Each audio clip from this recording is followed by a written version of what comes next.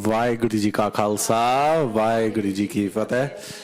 Thank you all for joining us for today's discussion forum series, an event that we've been planning for a while, for over a year actually. And today we're going to be discussing gender inequality in the Sikh community. Just firstly, a little bit about the Sikh Press Association. So the Sikh Press Association puts on events like this regularly, once every 2 or 3 months. This is, I think, our 7th event like this in the last approximately 2 years. For those that don't know anything about the Sikh Press Association, we are a news agency that's powered by the charity Everything's 13, most known for their work, for their projects Basics of Sikhi. They also do projects that are Mighty Khalsa and Kiddie Sangat. And so in order for us to put on events like this, we do need your support. So any donations would be grateful. Please go to everythings13.org where you'll find instructions on how to donate.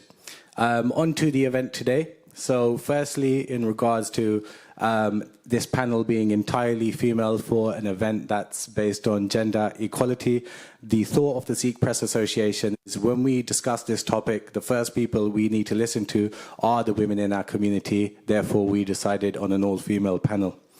The format of the event is there will be questions directed towards the panelists, and at the end of each question, once every panelist has had to say, anyone from the audience can also chip in and ask a question either to the panelists or just give a comment. So at the end, do feel free to put your hands up at the end of every question, and somebody will come around and hand you a mic, hopefully. So on the far left, we have Manjit Kaur, who heads up the Binti project, a charity that focuses on female menstrual dignity. I hope I described that right.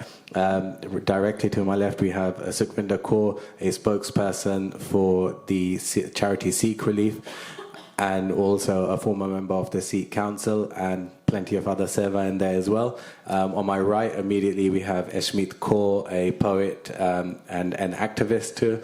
Rupinder Kaur is the co-founder of the Sikh Press Association, in the middle there, and on the far right, we have Sukhmani Kaur, a member of the management team of Everything 13 and specifically heading up the projects Kiddie, Sangat and Mighty Khalsa. The first question of the evening is, does the Sikh community need a Me Too campaign?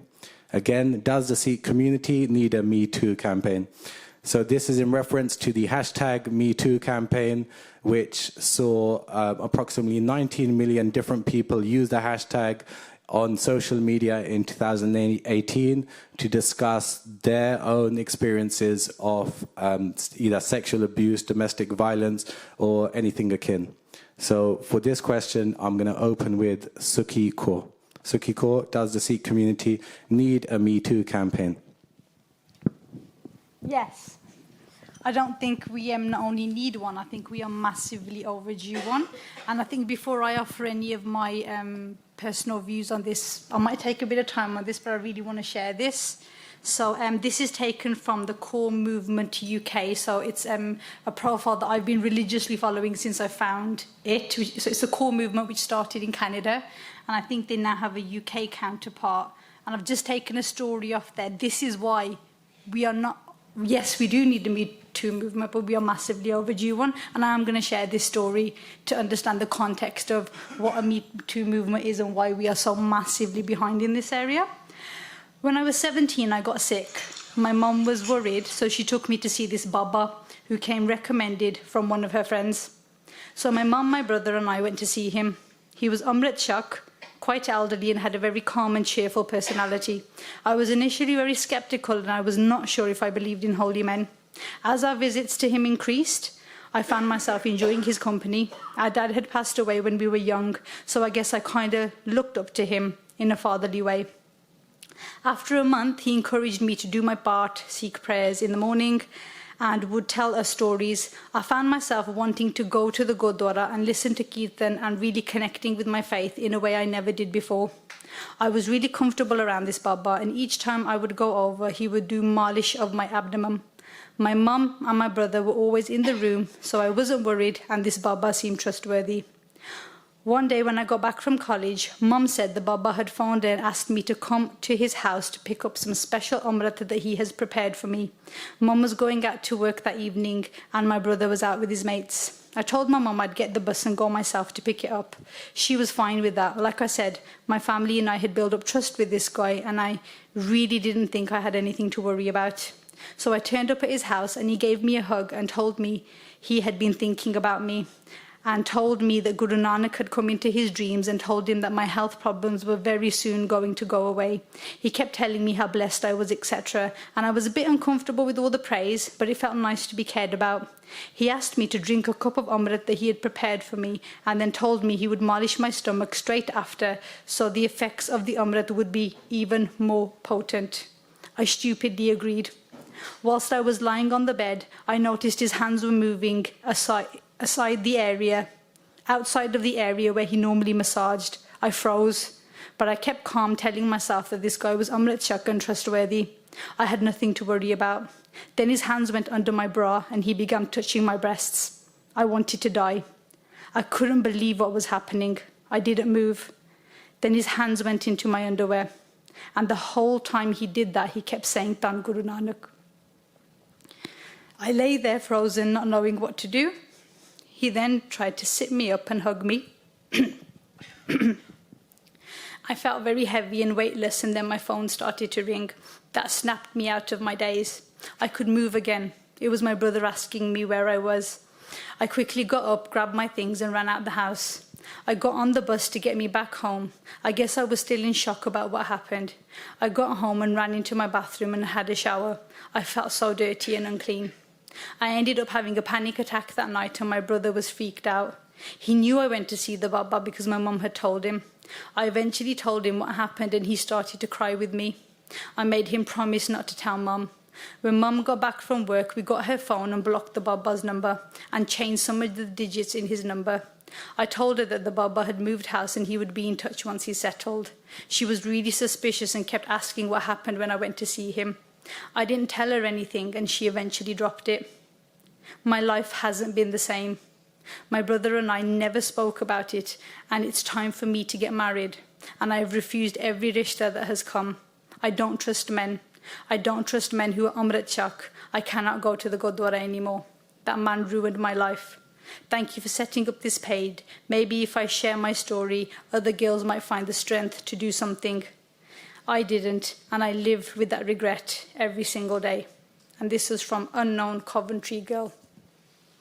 So I don't think anything much more needs to be said after that and why we need that. And if you look at the Canadian page, I've been in touch with the Bibi who runs that page. Her inbox is at 500 at the moment of stories like that. So I don't even think we understand how extreme the problem is because we have this culture of silencing our women around this issue. And I talk from experience. I've sat in some structures where I have openly witnessed burying of perpetrators within our community that are abusing our girls. And it has to stop. For me, I have to show my face to my Guru when I leave this earth. And if I don't do anything to stop it, I don't care if it makes me a bad person or if you fall out of respect. But this is why events like this are so important and why we need to come together to tackle this. Because there was a time where girls would come to the Sikhs when women's honour was at risk. Now our own girls are being dishonoured in their own homes and we are powerless to do anything about it. So yes, we do need a Me Too movement, but it needs to be the question I think needs to expand more, and I would love to open this to the other women sat here. What should that campaign look like? It's not enough to say that, yes, we need a movement. We need to have a complete structure on how we deal with this issue.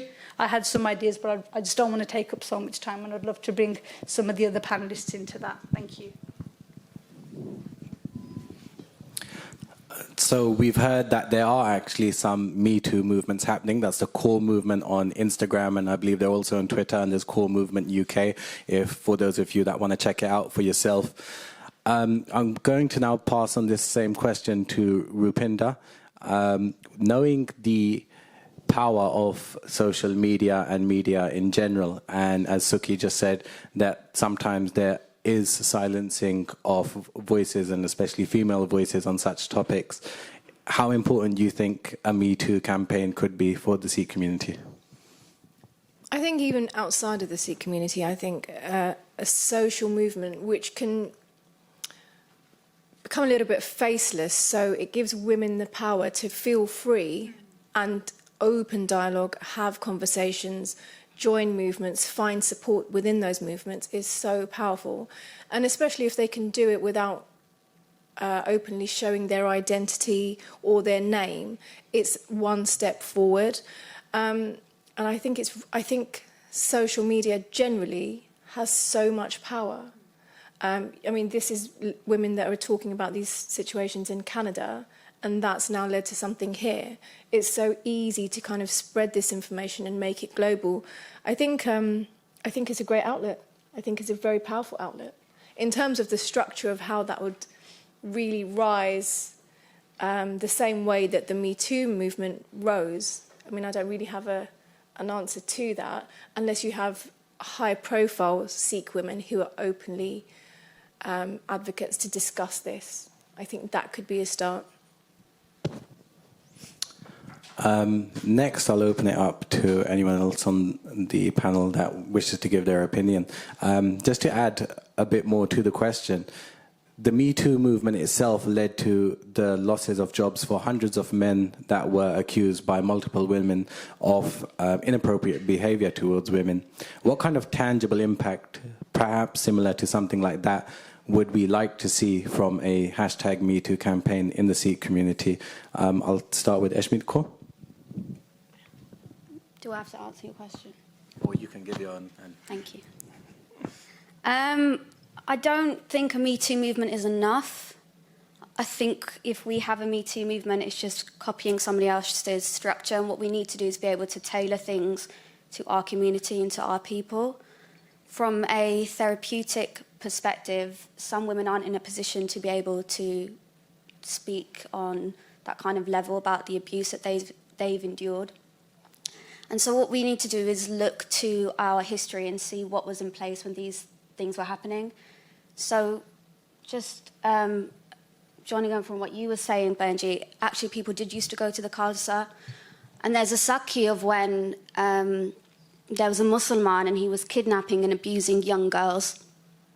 And at one point he took a girl from the house of a Hindu, and the Khalsa found out and they went there and they killed him, which may seem like justice in some people's eyes, but the Khalsa did more than that. They didn't just go there and kill him. They took the girl into their house. They looked after the girl, and the girl told them her story, and she said to them that she was invited into his bed and that he abused her when she was in that bed, just like the other girls that he'd abused previously. And then the Khalsa decided, the Forge decided that actually in order to be able to tackle this even further, we need to be able to provide support, long-term and long-standing support to this young girl. And so they said to her that because of course we know that there's a lot of honour and shame attached to sexual abuse and sexual violence, they knew that her family would look down on her. But the Khalsa doesn't look down on anybody. And so they said that they would make her a part of who they were. They will make her a daughter of the Guru. And that was the path of truth, and that was the path of honour. And she accepted that path. And when the time came for her to be married, they explained to her father and they explained to her family that actually, you know, she is now a daughter of Guru Gobind Singh Ji Maharaj, and therefore she has all of the honour in the world. And when it came to her wedding, the way it's described in Ityas is that a bed sheet hit the floor. And when that bed sheet hit the floor, the Singh said to everybody, the Singh said to the Sangat that actually we now need to provide even more support. We need to provide financial support. And they said to the Sangat, give everything that you can.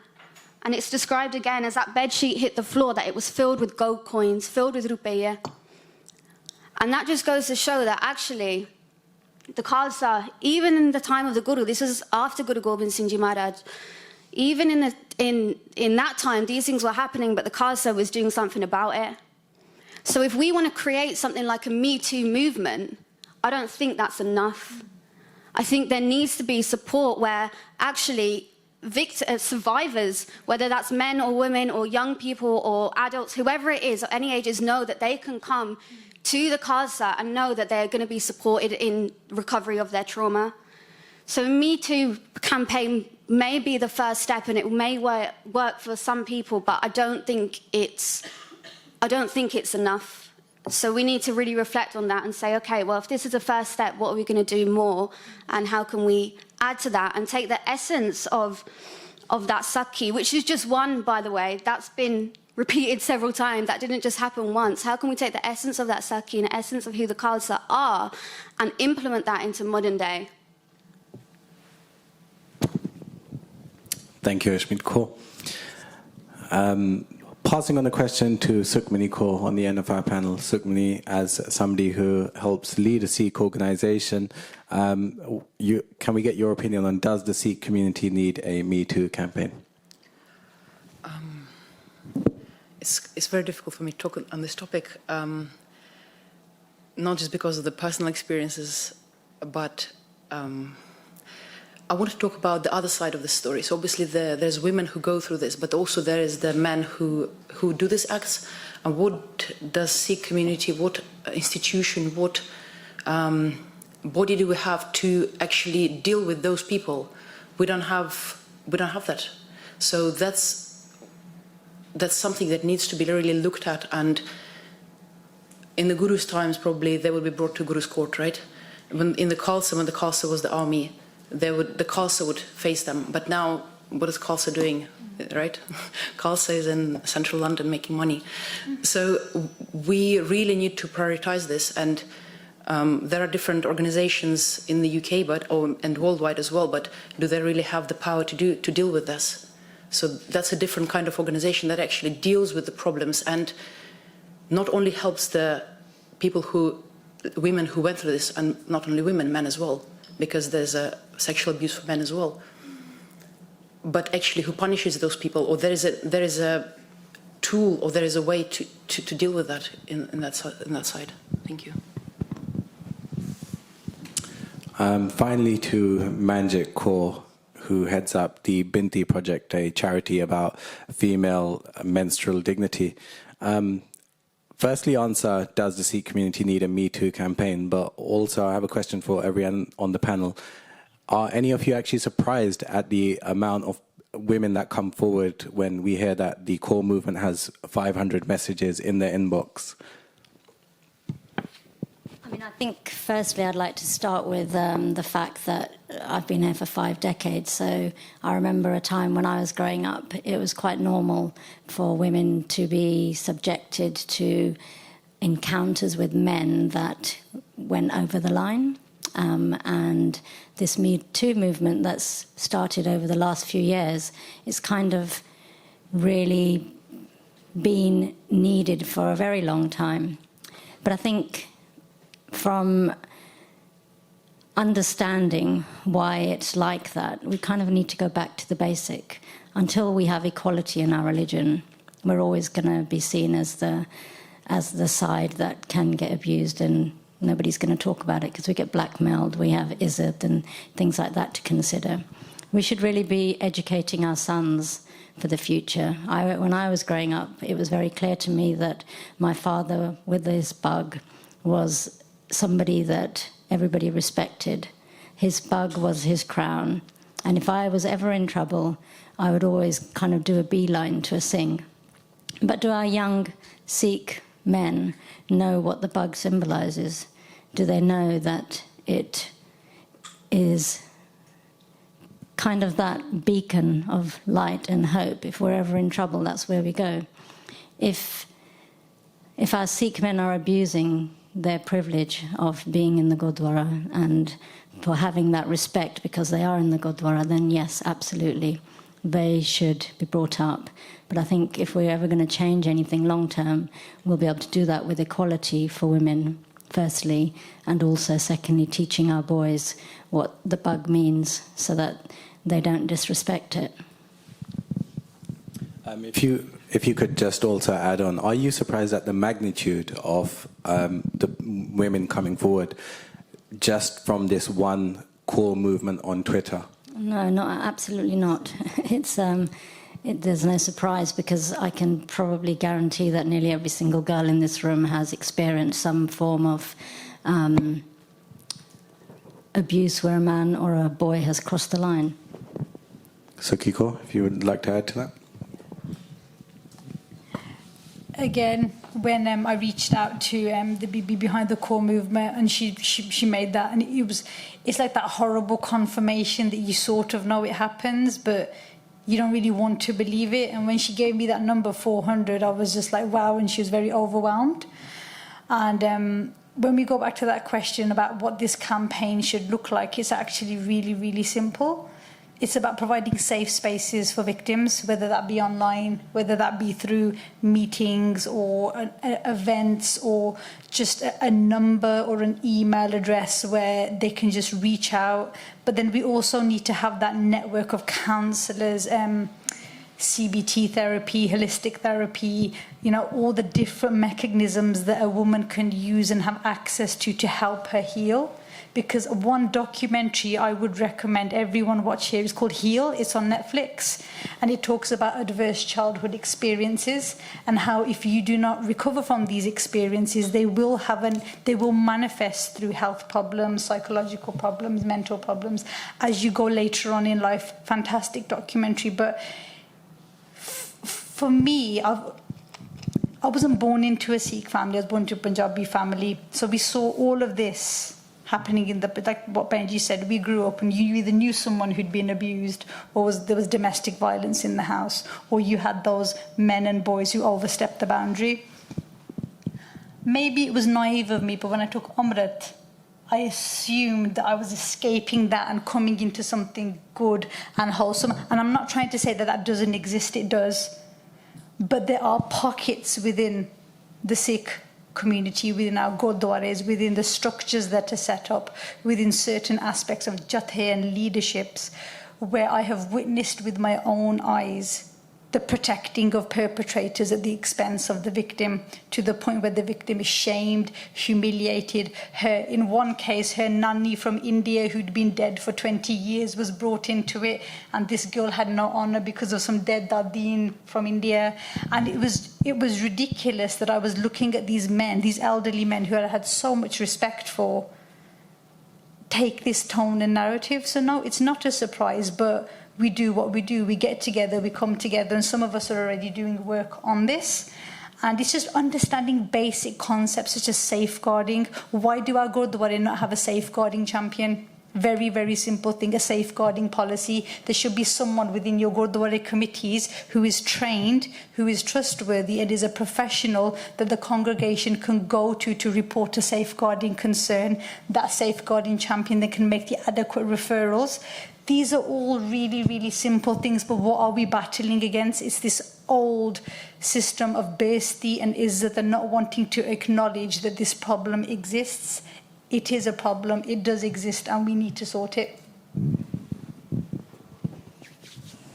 Any further comments from the panel regarding the topic itself and also the scale of the problem? Anyone? Any comments from the audience? Any questions for the panelists? Any at all? Don't be shy. Yeah, I know it's a very difficult topic, but please don't hesitate. Do we have a roaming mic? No? Okay. It's okay. Just following on from some of the comments that Sukhi has made.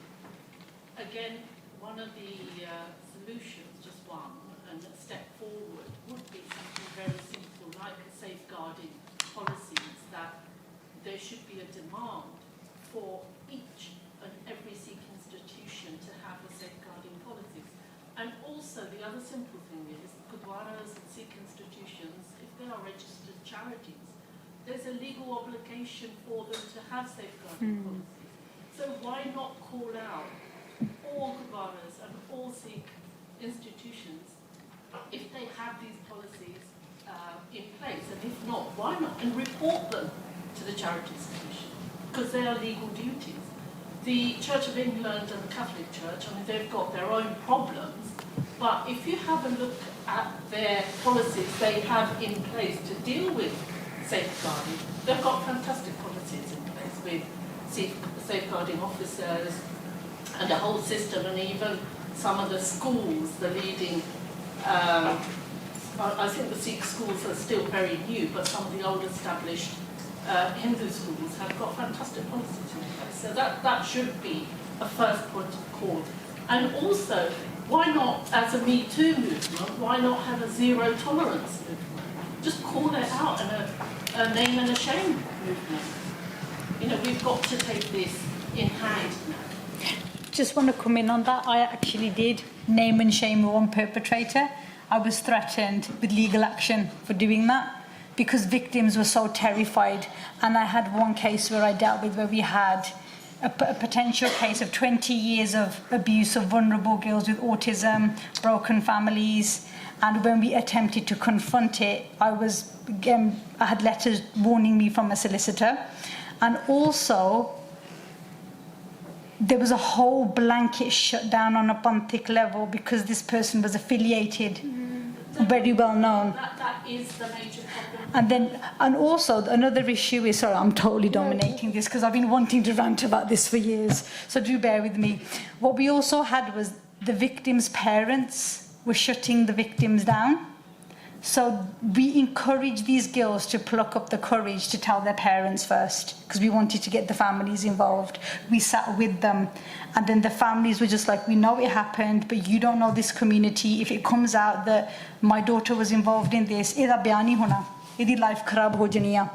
So there's no way we can go to the police. So then you start going to your internal Sikh structures because we cannot force these girls to go to the police. And then what ends up happening is this little pull, oh, well, if there's an issue, tell the victims to go to the police. We know many of our Asian girls and women, and even will not go to the police.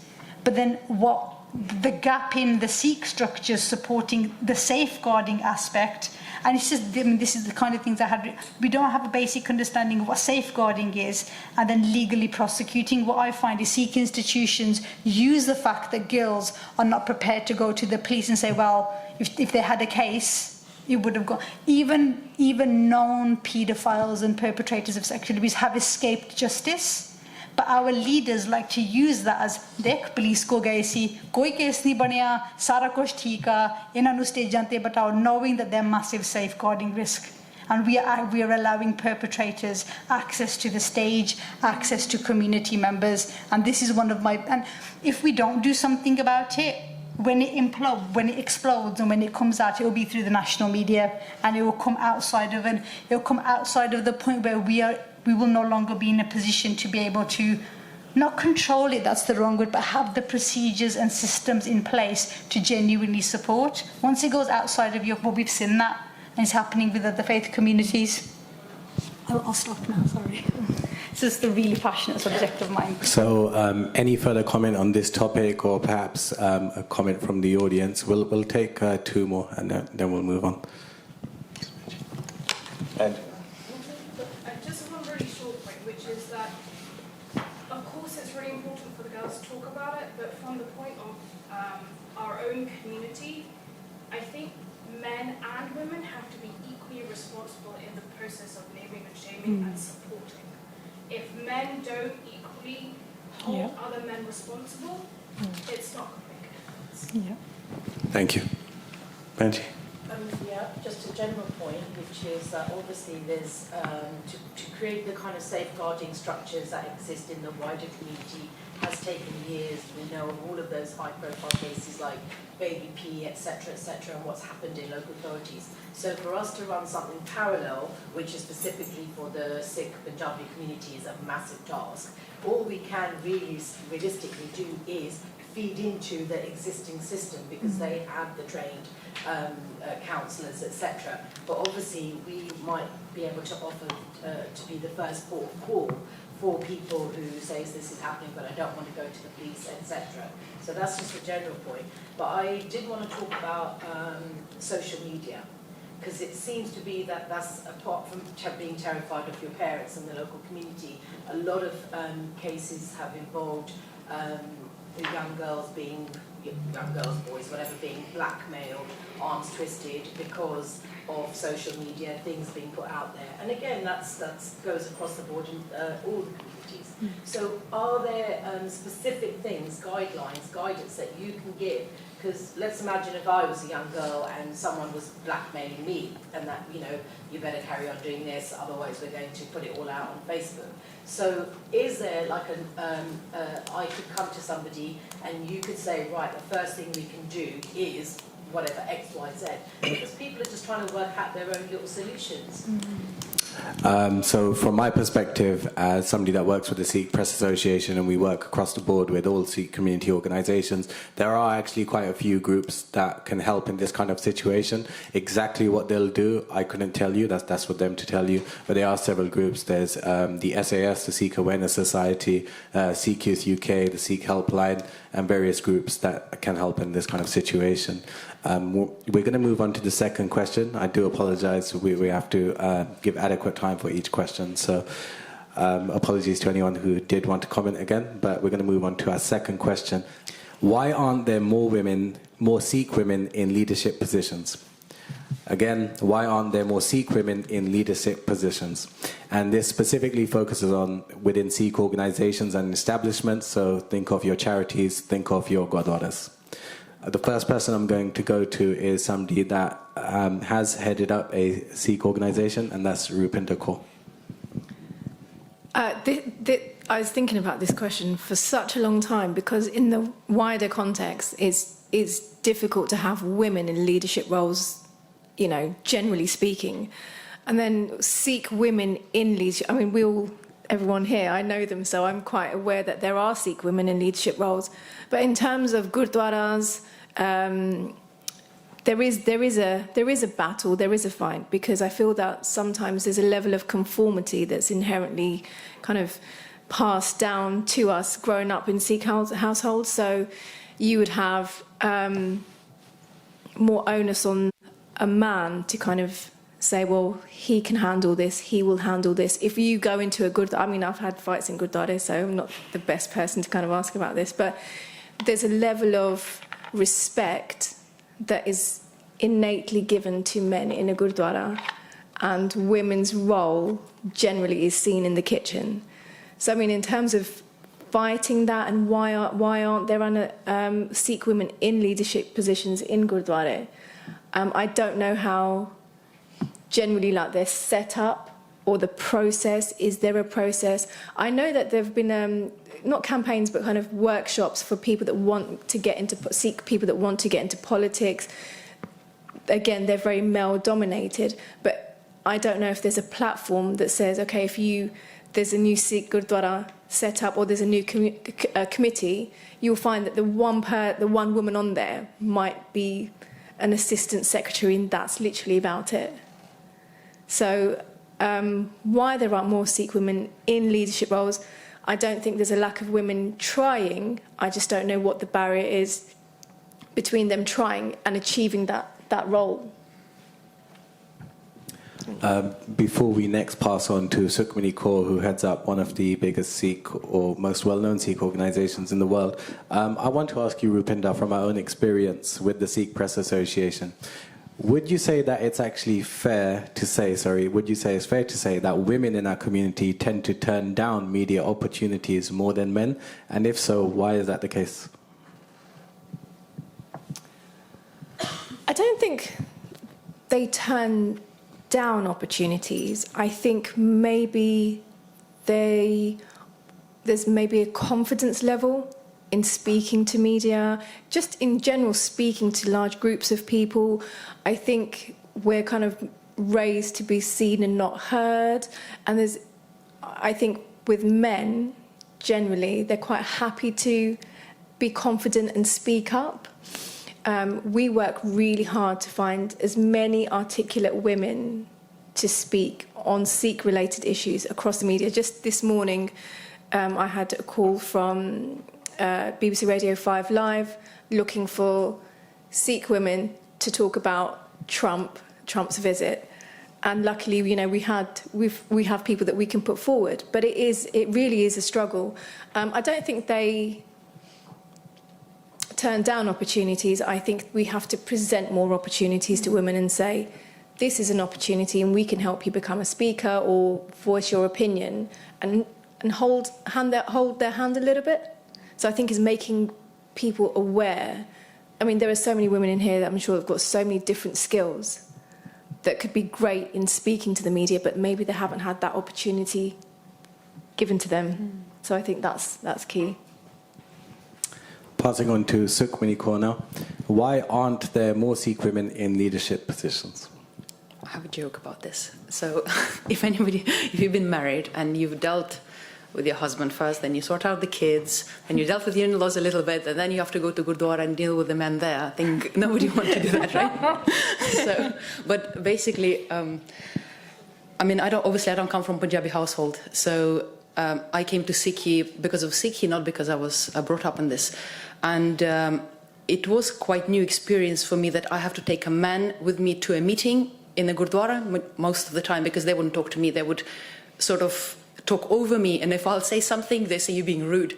I was like, I'm just trying to talk to you. So that's something I think, I mean, I don't want to sound negative towards Punjabi culture, but I think this is more sort of coming from Indian culture and Indian society, probably rules of the hierarchy in the family or the society where, as Benji said, women are sort of not supposed to speak up. Yeah. Eshmit Kaur. Actually, sorry, I was just going to interject on that. There is a story of it was the first year of doing Langar Week, and we just printed these lovely shiny banners, and we're really excited about having this campaign running. And we were at Gurdwara in Southall, and we'd put the banner up, and we had quite a lot of media lined up to come down. So Jagraj Singh and I were quite excited about this first foray, and we had someone from the Gurdwara committee come down, and he said, well, you've got to take this banner down, you've got to take these posters down. And I said to him, why? I said, this is all planned. And he said, no, I don't want to speak to you. Who else is in charge? So I said, I'm in charge. What's the problem? And his response was, well, when women do things, it's always wrong, because the banner had said to wash your hands and remove your shoes. Now, we just put things down for people to know what to do when you come into a Gurdwara. I explained, look, next time we print them, we'll print them in the order of how things should be done. And he was absolutely losing it. So, Jagraj came over and he said, Bardo, Sardo, and it was just that point of, you're not talking to me, or there's no level of respect, but you will happily talk to a man and have an argument there. So, that's one of the things that we do face. Like Benji said, you go into a Gurdwara as a woman, it is difficult.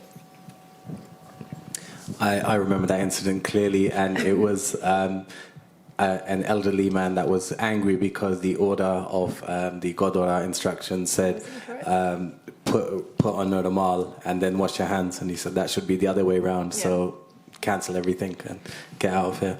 But we persevered. I just want to add to what Sukhmani said, actually. I was speaking to somebody who I won't name, but somebody who's very well respected in the Sikh community, who does a lot of seva and is well known for his understanding of the Sikh community and Sikhi itself. And he said, women don't have the time because nothing gets done in these meetings. You have these meetings between Sikh organizations and Gurdwara committees, and it's a load of waffle, and women don't have time for that. So that was from a man. Passing on now to Eshmit Kaur. Why aren't there more Sikh women in leadership positions? I just want to up the scale of this question. So thinking about on more of a outside of the Gurdwara setting, because I feel like that's already been addressed. We know that all minorities, whether that's through gender or culture or religion, struggle with this. This isn't something that's just new to Sikhi and just Sikhs. This isn't a Sikh struggle, right? It relates to a lot of people and a lot of different groups. And we know that many industries are dominated by the same type of person, a white middle-class man, and that's what we're used to in so many different regimes across the spectrums. But when I first read this question, it made me think that actually, I wonder if it's worth dividing it. So why aren't there more Sikhs in leadership positions, and then why aren't there more women? Because if we're focusing on Sikh women, then it seems to me that we're pushing down our men, and I think that's actually going backwards. We're not taking steps forward in that. That's not what Sikhi defines as equality. We don't know how many people from our community go up for leadership roles. That's not something that I'm aware of or statistically. And the people that are in leadership roles, it does make me question actually what responsibility are they holding in order to empower other people that are interested in these kinds of things. But further to that, I don't think it's necessarily about a leadership position, because I'm very aware that most, if not all, the other women here are a leader of something, and I'm not a leader of anything. I'm not the head of any organisation. I've not established anything like that. I'm just a student, right? So to me, it might make me question, or might make somebody else question, okay, well, now I'm stuck because I'm comparing myself to what somebody else has been able to achieve or what they're doing. Oh, is their leadership position higher than how I view myself? And I think we get into a trap there where we're comparing and contrasting. So if we're looking at leadership, it should be about, okay, well, what are the qualities of a leader? Because if we look at the Guru didn't give the Guruship to the next in line. They didn't give the Guruship to their children necessarily. It was about who was able to get through those tests and who was able to overcome that because they had those qualities instilled within themselves. And further to that, if we look again at history, if we look at Mata Sahib Deva, who's the mother of the Guru Khalsa Panth, from such a young age, the Sangat where she lived used to call her Mata. And that wasn't because she was the mother of the Khalsa at that time, but more so because of her prem for Guru Sikhi, that she had those qualities of what a leader was naturally, that came to her, and that came to her through Bhakti, and that came to her through Simran and through the Kirpa of Maharaj. So for me, it's not about a leadership position, but really reflecting on, okay, myself as an individual, am I a leader within myself, or am I somebody that's conforming? And as Sikhs of the Guru, as Guru Sikhs, we're not here to conform, we're here to be different. And we shouldn't compare and contrast ourselves to other people in our circle or outside of our circle. It's all about looking inwards. Thank you. Sukhmani Kaur, as somebody that was one of a handful of women among dozens of men on the Sikh Council, your opinion on why aren't there more Sikh women in leadership positions? Well, just to answer that, I'm not going to repeat it, but it's everything that Sukhmani Kaur said. I have 2 kids, I have many roles, and I spent 3 years attending meetings that lasted 5 hours, which would result into a slanging match. One fight nearly broke out. And I got quite excited, I actually got involved in it because I was quite passionate on what they were fighting about. But I saw my own, you might not believe it, I'm actually quite chilled out. But I have a fine patience for BS being done in the name of Sikhi. When you see groupings and fractions, you say, you're not really caring about the issue, it's about pushing your narrative to say that I own the voice on this issue.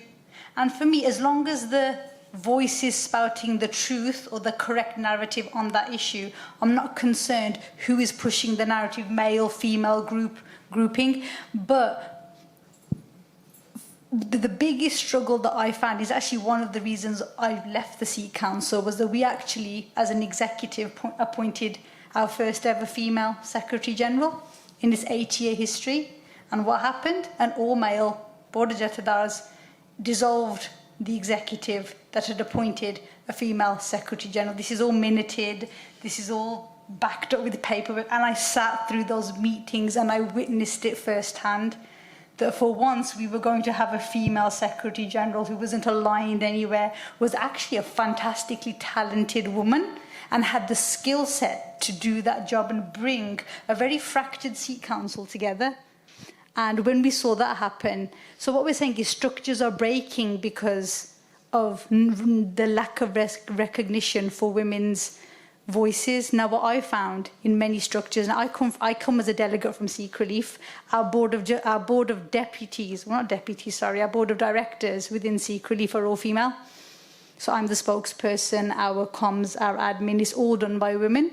Our team that heads up going to Gurdwara across Europe is done by women. So when I came into a structure, a national body like sort of Sikh Council, I was already kind of used to kind of pushing my way around and having my opinions listened to from a male. So Balbir Singh's our chairman, but it was our input, our ideas and how we wanted to handle issues. You were actually a valued part of the team. That is what is lacking. I sat on the council for 3 years and I raised various issues, even simple things around, why aren't we talking about all Gurdwaras having a safe space for women to breastfeed their children, those that want to. But it was just like, because there's only 3 women within that room and I was the only one mentioning it, that wasn't priority. There was other things that were higher priority. When it came to assembling a safeguarding panel or bringing professionals in from the Sikh Helpline and other organisations to form a panel to formally deal with safeguarding concerns, all these things were shot down, and it was the same men who had sat in there for years upon years. And the question that you asked is what prevents women? I would actually rephrase and say what prevents women from holding those roles? Well, you'd get fed up if you're going to be in an environment where your opinion is not valued, you are not listened to, your concerns are not raised, you do not feel valued as an individual. Some of us kept fighting it out, but many women, we had some amazing, talented women in the early years of the Sikh Council. They gradually slipped away. I wish the new executive and the new committee that's coming now, I really do wish them the best. But the 6 women that they had, 3 of them left, and then it's like, oh, there's this big emphasis, there's more women than ever, and I'm like, geezer, you've probably only got like 4, and you've got like 300 or 120 men. That is not dealing with the issue. Tokenism is another big thing. Having your woman there for the photo opportunity to say, look, we're so diverse, we've got a woman sitting here. But when it comes to that woman speaking or her opinions, it's belittled, and I've experienced that. Or if you hold a narrative that is not agreeable by the masses, or if you're challenging something, or you're asking difficult questions, it's like, oh, why are you asking that for? You're just causing trouble, this is anti-panthic, or this is... And it's that sort of... It does exist in small pockets, this sort of bullying and intimidation. Women don't want to be part of that, especially like me, if you've got 2 kids, I'm going to balance that. 5 hours I've just spent away from my kids where I could have been doing phonics homework, which would have been so much more fun. I just wasted 5 hours there, but we persevered, and I did try, many of us women that sat there, we tried to bring women in, and they would attend the first 2 meetings, they'd be like, what the hell is this? This is what I literally, I've left my ironing, I've left my laundry, I've left all this for this. I thought this was going to be transformative. I was like, we do get there eventually, but, we get fed up and we walk away. So ultimately, it's about providing that space, not just to have your token woman there, but listening to her views and have her part of the policy making, and especially issues that are relating to women. My biggest gripe is when men are speaking on issues that should be spoken about by women, and especially those women who work in that field, whether it be politics, whether it be sexual abuse or menstrual health. It should be women owning their own narratives, and I don't think we're in that place yet. We're getting there, we're much better at it, but still got a long way to go. Thank you for that, Banji. Manjit Kaur, why aren't there more Sikh women in leadership positions? And I'm interested to hear what you have to say, because I'm sure you'll tell us that your work with your charity might be a lot easier if there were more Sikh women in leadership positions when it comes to Sikh organisations and establishments. I think it's really trendy to say that as Sikhs we have equality at the forefront of who we are and what we do, but really we don't respect our women. And the reason why we don't have women in Sikh leadership roles is because the men don't respect what we have to say. They don't think the issues that we have, they don't think they're that important. And I think, everything that you guys have said already, but essentially the bottom line is that until we respect women, until we realise that we want to be equal but we're nowhere near it, we're never going to change getting women into leadership roles within our Sikh communities. We have to fight. We have to fight. We have kids, everything that you've just said. And we have to have more. I mean, if we just want to do our job, then we've got everything stacked against us, including the Sikh men, including the organisations. I mean, I know, for example, with how many Sikh organisations are there? 5 main ones just in the UK. I know when we talk about the work that we do, we never get mentioned by any of the Sikh organisations, apart from Sikh Press, of course. But none of them. Nobody is interested in the work that we're doing for women, even just in our community. So I don't think it'll ever change until we find a way that we can actually be equal. Thank you for that. I just want to quickly point out that although there's been a lot of speak in kind of a general fashion across the board about the Sikh community, I think all would agree that, you know, not everything is completely black and white in terms of how women are treated, and hopefully the Sikh Press Association here, my 2 seniors on the end of the table, are an example of that. I also want to point out that there are different versions of events of things that you might have heard as well, so you know, do make up your own minds by doing your own research. Just touching on this question very quickly, because you spent a bit of time on it and we need to move on to the next. What advice would you actually give to young Sikh women that want to actually be involved in Panthik leadership activities, starting with Manjit Kaur?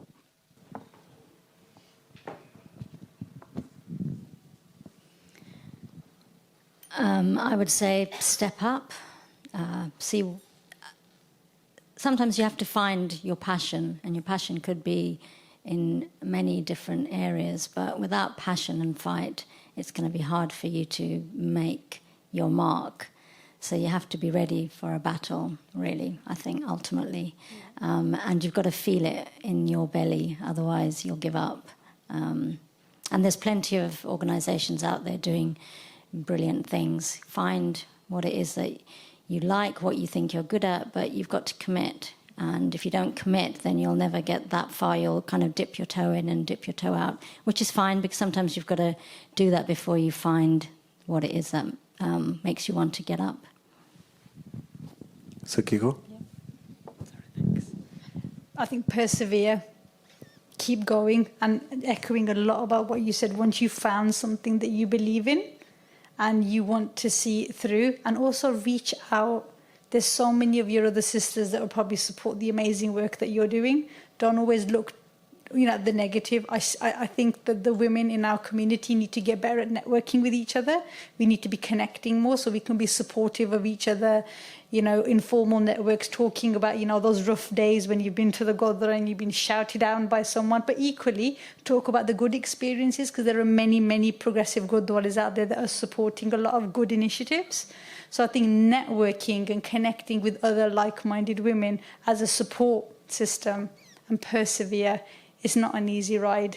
Be prepared for the abuse that you're going to get for it, because it's standard, but it shouldn't stop you from doing and making a difference, because you're all flipping awesome. You've all got something to give, and don't ever let anyone tell you any different. Eshmit Kaur, you might not be a leader of any organisation, but Sikh organisations have looked to you to lead certain topics or narratives. I've seen you lead a Basics of Sikhi Q&A. The Sikh organisations that helped run the June rally had you up speaking in front of thousands. So in your opinion, what advice would you give to young Sikh women looking to be more involved in leadership positions concerning Panthik activities? Echoing back what Benji said to begin with, it is hard, but a big part of it as well is being able to create your own opportunities. If you don't feel like somebody is giving you that opportunity, then go out and make it yourself and create it yourself. And that's not easy. It's easier said than done, of course, but we don't necessarily need to fit into somebody else's structure and regime. If we've got something we need to say and something we need to believe in, then, like I was saying earlier, there's leadership qualities. We can do that ourselves. We just need to feed ourselves with the right kind of energy and able to achieve that. Rupinder. I know Manjit said she's been here 5 decades, I've been here 4. And I feel like I've constantly been fighting and fighting in every boardroom. My background is in the in the record business. And I remember a moment someone gave me advice. So we're at a record label, it's a major label.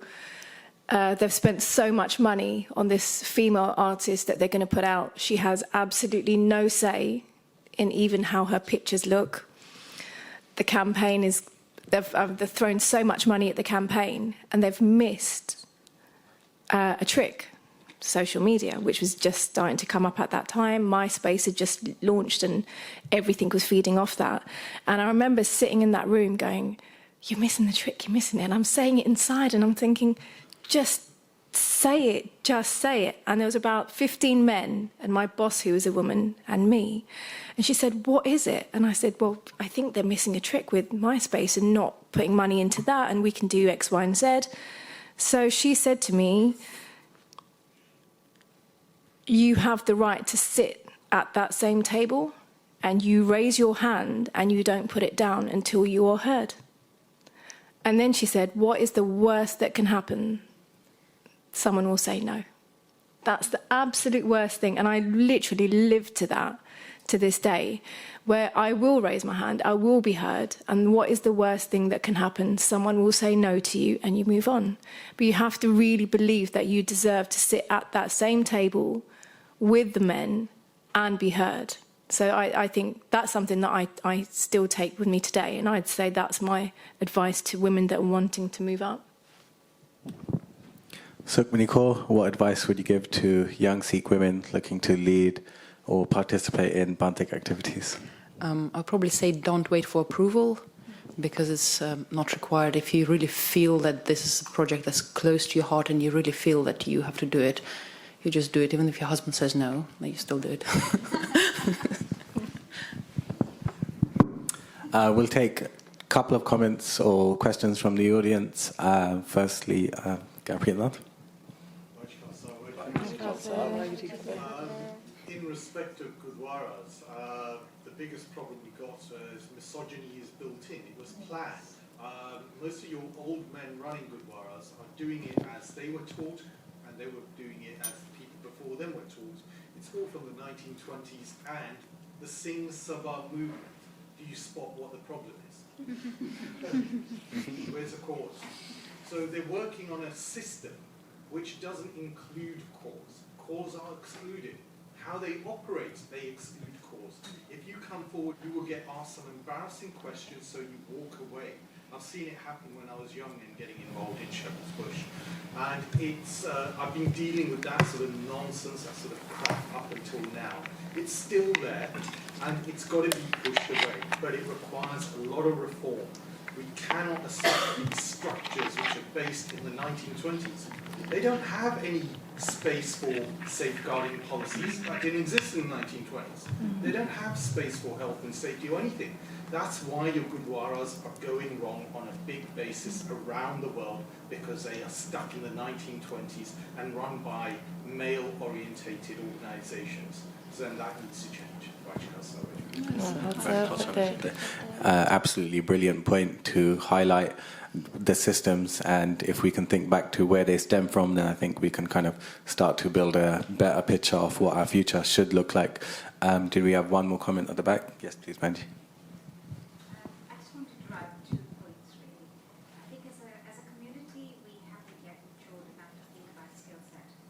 I'm going to go back to the definement days at Sikh Council. I was one of those people who got quite excited about an organisation that looked like it was really looking for talent. Barge my way in. Sorry we're talking about the council so much today, but we are talking about a very large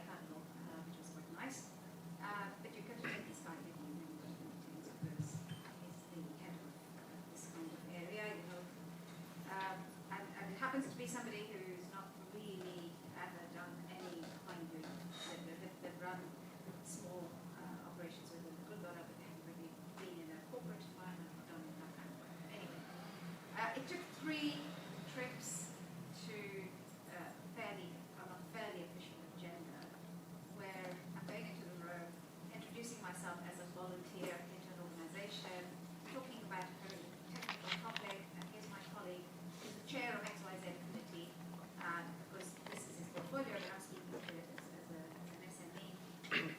It did take 3 very, very long meetings to say, guys, can I have a calling card that says this is a topic I'm going to speak on your behalf of the organisation, because this extra step of, here's the guy who's helping me because he's the guy who's holding the chair. Why? If you lose credibility.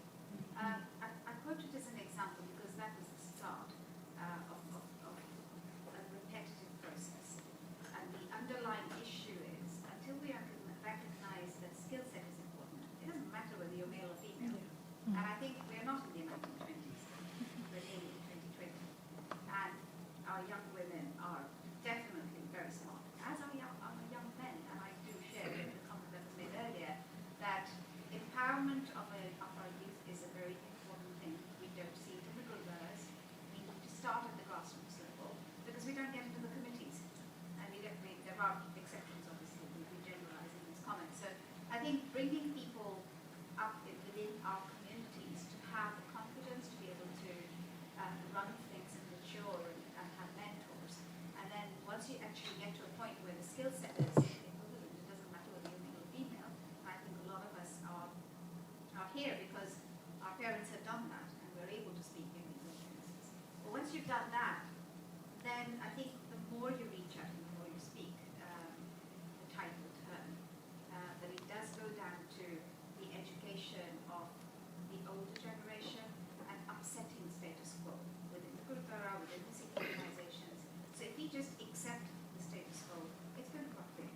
So we've got to disrupt it and then start again. Thank you for your comment, Benji. I think the key point there was disrupting the status quo for everything we're used to. Moving on now to the third question of the evening. What barriers are in the way of more awareness about gender inequality? Again, what barriers are in the way of more awareness about gender inequality? And I say that thinking that perhaps most men in here will agree that there's quite a few topics, or at least the scale of issues that we're not quite aware of. So again, what barriers are in the way of more awareness about gender inequality? We'll start with Manjit Kaur. So I can talk from personal experience because outside of working with Shepherd's Bush Gurdwara and Gurpreet Singh, thank you for being here today and representing all the Gurdwara in the country. I would say that from my perspective, having you here and letting you, and your desire to be here means you want to learn more so that you can implement more within your own team. And you do have women in your committee, and I think as a consequence of that, it's becoming a place where all of us can go and we can all view, we can all air our opinions, and we can create change in the way that we're all proud of what we can achieve together. So for me, I would say that as an organisation, it was really important to find Sikh men that are feminists.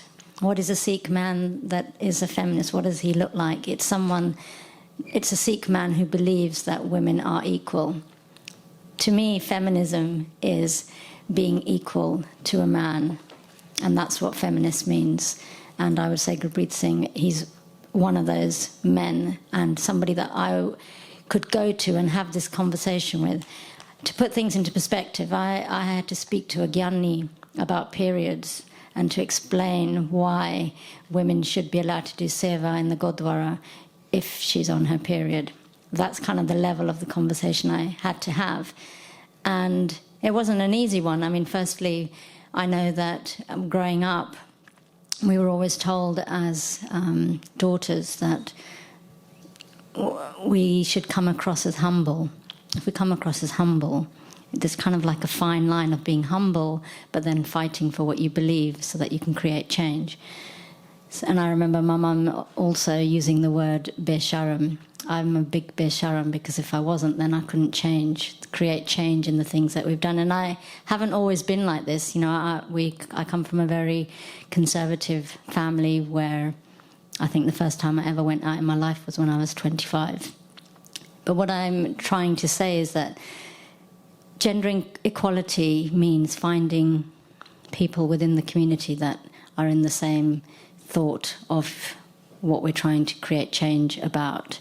And if you can't find them, then it's really hard to move forward. I would say that the work that we did and the work that we do, we created a period policy with the first Gurdwara in the world, and it was with the Shepherd's Bush. That was probably the hardest thing I've ever done, because we did face backlash from various bits of the community.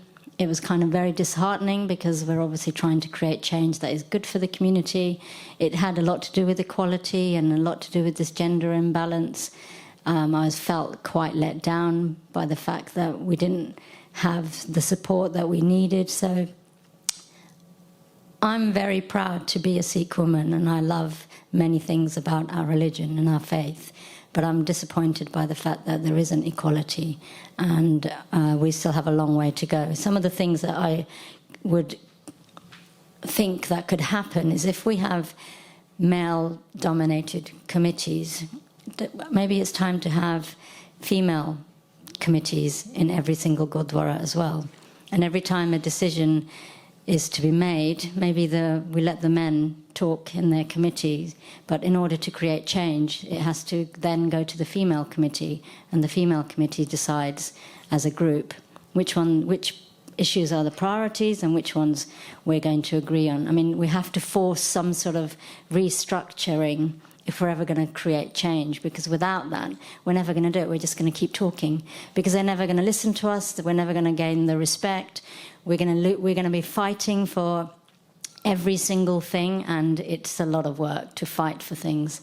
So I believe that we should have female-led committees in every single Gurdwara, and then each process, if we're going to change structuring, then that's kind of how it should happen. Sukhi Kaur, what barriers are in the way of more awareness about gender inequality in the Sikh community? I think a lot of the conversations we had in the previous question inadvertently brought up those barriers. I will just give a different perspective on how I perceive equality. I don't measure myself as being equal in worth, and I don't put that comparison against a man. I'm a stay-at-home mom, very proud stay-at-home mom. It's the biggest achievement I ever did, was give birth to 2 amazing little boys, and I gave up a successful career in communications in the NHS to raise my boys. To this day, I do not regret that. Where I struggle with inequality is people not respecting the decision that I made, and somehow that makes me less of a feminist. I have so much respect for my sisters who juggle careers and have babies. I think you guys are awesome. I chose not to do that, and that was a personal reason. But I just find there's so many different perspectives on how we see ourselves as equal. For me, it's having my voice heard and respected. I respect my husband's role in my house. He respects mine. And for me, our house practices equality. He recognises that I keep the house clean, I iron the clothes, his dinner's ready every day, and I do that role very lovingly. And it works because he respects my role. When I come here, I dip into all the little pots that I do because of things that I'm passionate about. I do that knowing that my primary duty will always be to raising those boys. So I think when I personally look at inequality, it's about wherever a woman is sitting within our community, she has her place and she needs to be just respected for the choices that she makes, whatever those choices are. It's not one choice. And for me, I don't see that being equal to a man. Because to me, in my house, I feel my role suppresses. It goes way above what my husband does, and he says it. Because he hasn't tried to do maths homework with an 8-year-old when they're changing the curriculum. When you guys have to do that, and then you've just finished doing aloo wale parathe, and you've got to wash up, you've got to put the kids to bed, and then you've got to get on your laptop and write a press release for a prisoner who's been released after 26 years. We have a respect in our house, and I think equality needs to be practiced at home with the father and the mother. And I think when we're looking at the next generation, because really we're going to see the change when our generation goes to have children. And even before we go to the Gurdwaras, for me, it's in the house. And I'm so grateful to Maharaj that in our house we practice that, and my boys are seeing that, and my boys are taught to respect the role that their mother has. But they also see that their mother is not simply defined as only a housewife. So the way this conversation, we could do a separate panel discussion on just this. But ultimately, fundamentally, the biggest barrier about awareness of gender equality is in the family structures. Sometimes I used to get really frustrated at my nanny and my mum and thinking, why didn't you go to university? Why didn't you do this? But when I had my own family and my own children, it gave me an opportunity to reflect on the sacrifices they made to give women like me a future that they couldn't have. And this is how change will begin. And for me, it's about teaching my boys what equality means, and in our own households, having those conversations around what the role of a woman is, what the role of a man is, and respecting both of those roles in whatever shape or form they take in your house.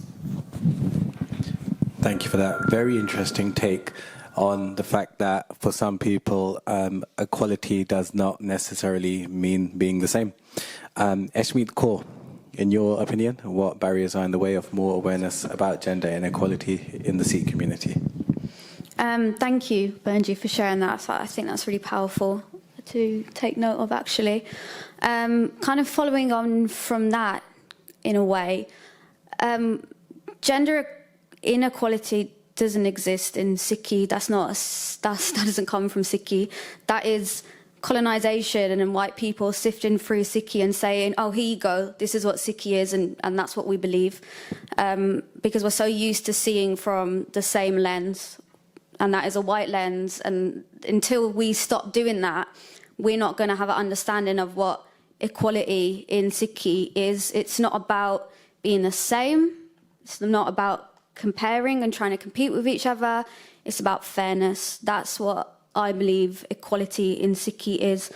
So yeah, we have a lot of outside influences that we can't control, like the place that we live and social media influences. And as I said earlier, look at the country we live in and how we're dictated. We can't practice Sikhi in the way that we want to. I have to cover my shastra when I'm on the tube or when I'm out in public because I don't know what somebody's going to think of me. So actually, as a Sikh woman, I live in fear of the perception that other people are going to be, that what other people are going to be thinking of me.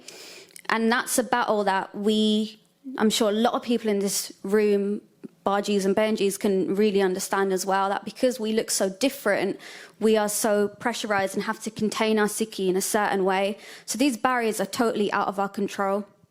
And let's think about as well, the attack on Rupinder Kaur, which was 35 years ago, that trauma still exists.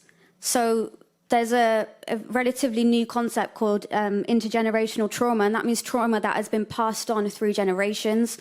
Now, I don't know about anybody else in this room, but I know people that survived 84, and I'm sure a lot of you guys do too.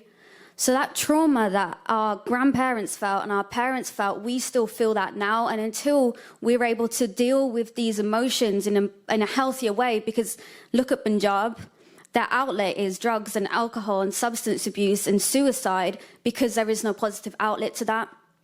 And so there are so many things that act as a barrier that are outside of our community that we can't seem to tackle. But the only way that I believe we're able to tackle that is when we build a relationship with Guru Sahib and we start understanding who the Guru is and what the Guru taught us, and that Guru Sahib never said, inequality exists.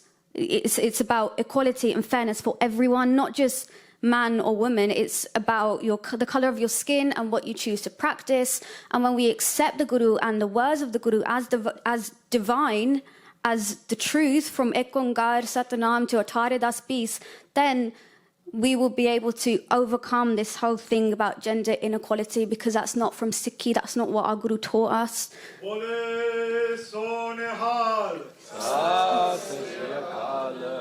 And I think that's our biggest problem as a community. Stop blaming Sikhi. Fantastic points there, Banji. And a really interesting take to think about the lens that we view equality or even inequality through. Rupinder Kaur, your take on this question. So, being Sikhs, we, and first of all, not being white, there were already an ultimate level of barriers that we face. And if now all my brothers that do wear dastard and also my Benjis that do wear dastard, that's an inequality that I don't wear one, I can't even imagine the inequalities that you already face on a day-to-day basis, from the smallest things to a look on a train to even kind of job applications and moving forward. I think that we have, over maybe the last 4 or 5 years, possibly longer, done a really good job as a community to raise awareness of what a dastard is. All the campaigns, so from turban tying, turban days, doing things at Trafalgar Square, generally raising the awareness of what a Sikh is, and what they look like. If we could look at solutions for now, also gender equality and raising the profile of Sikh women within the community, the same way that we've created campaigns for what Sikh looks like and the dastard, I think that could be one kind of key in to raising a level of respect for women in the community as well.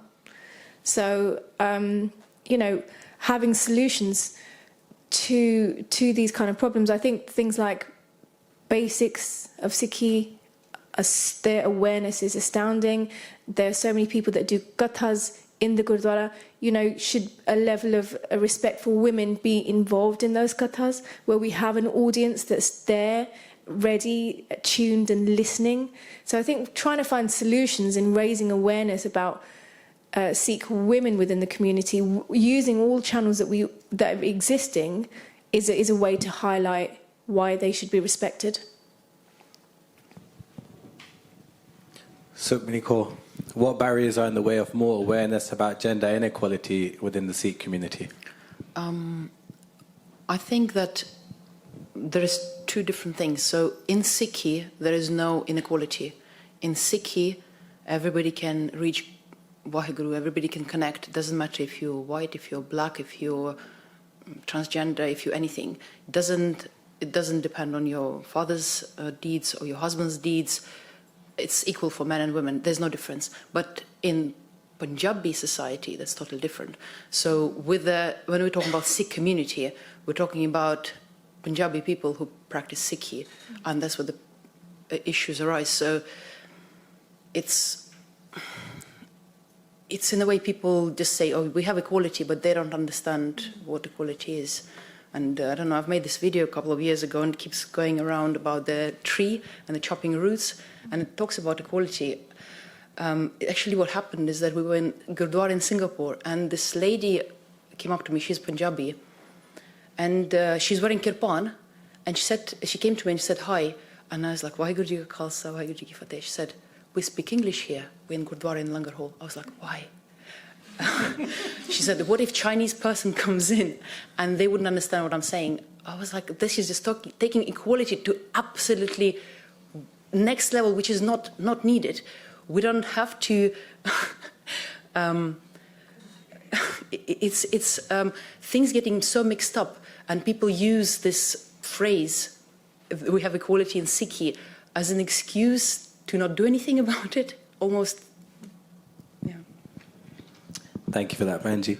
I'm going to take some comments or questions from the audience. Before I do, I just want to drop in a fact. The British Sikh report found that women are twice as likely to be diagnosed with a mental health issue compared to men. That's 10% of women, 5% of men, from the British Sikh report in 2018.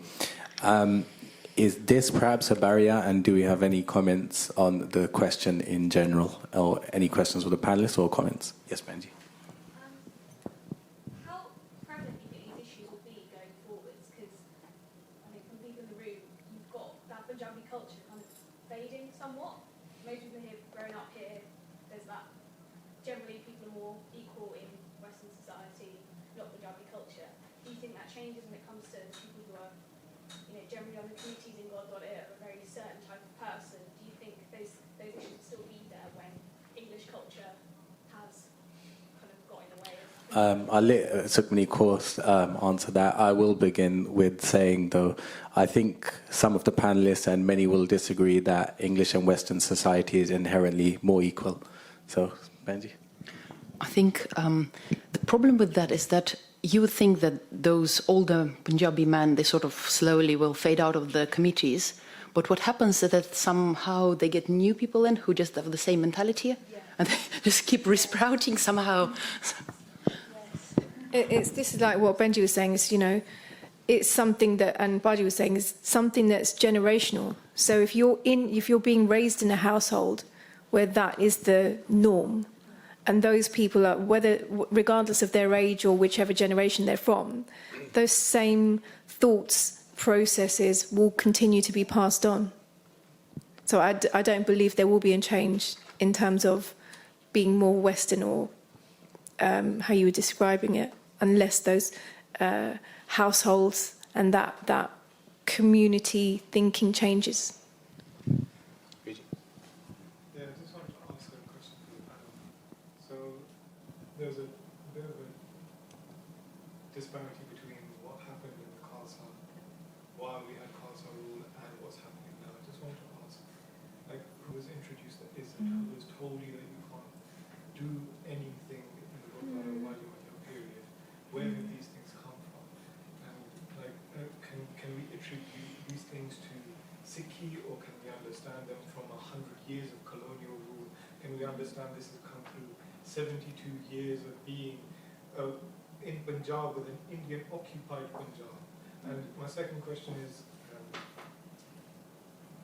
how do we dismantle this patriarchy without understanding the root cause of it? Very good point. And questions, important questions. We're not going to get an answer from everyone on the panel because we just don't have enough time. But anyone would like to comment firstly? I mean, period shame, to be honest, we know that it's not written in our Gurbani, and it is cultural. It's very clearly very cultural. But trying to convince everybody that's following our Gurbani that this is what it means, because everybody has their own interpretation. It's kind of crazy, but we read the same Gurbani, but we interpret it differently. So it's quite challenging to find where it comes from and convince people that it actually exists. I think I was just going to add that, you know, every culture has old wives' tales, they're passed on, and I think that, I mean, personally, my family, even though majority of the men wear bagan, they're still blindly falling into what we have to do when we, you know, they know that you have to do this when there's a wedding, you have to do this when there's a funeral, but you're really blindly following it regardless of your identity, and these old wives' tales just get passed and passed down, and it's because you're fearful. And why are you fearful? Because you're not completely in tune with what Barney is telling you, and you don't have complete faith in that. So things like, you don't wash your hair on this day, you know, something will happen to your brother. These things will, I mean, it is ridiculous, but you get told these things. That will only stop if I decide that I'm not going to pass that down to my children. Where they come from, I mean, most cultures will have, you know, any culture will have old wives' tales. So I think it'd be very difficult to define the root of them, but we can define where we stop sharing that information and pushing that forward.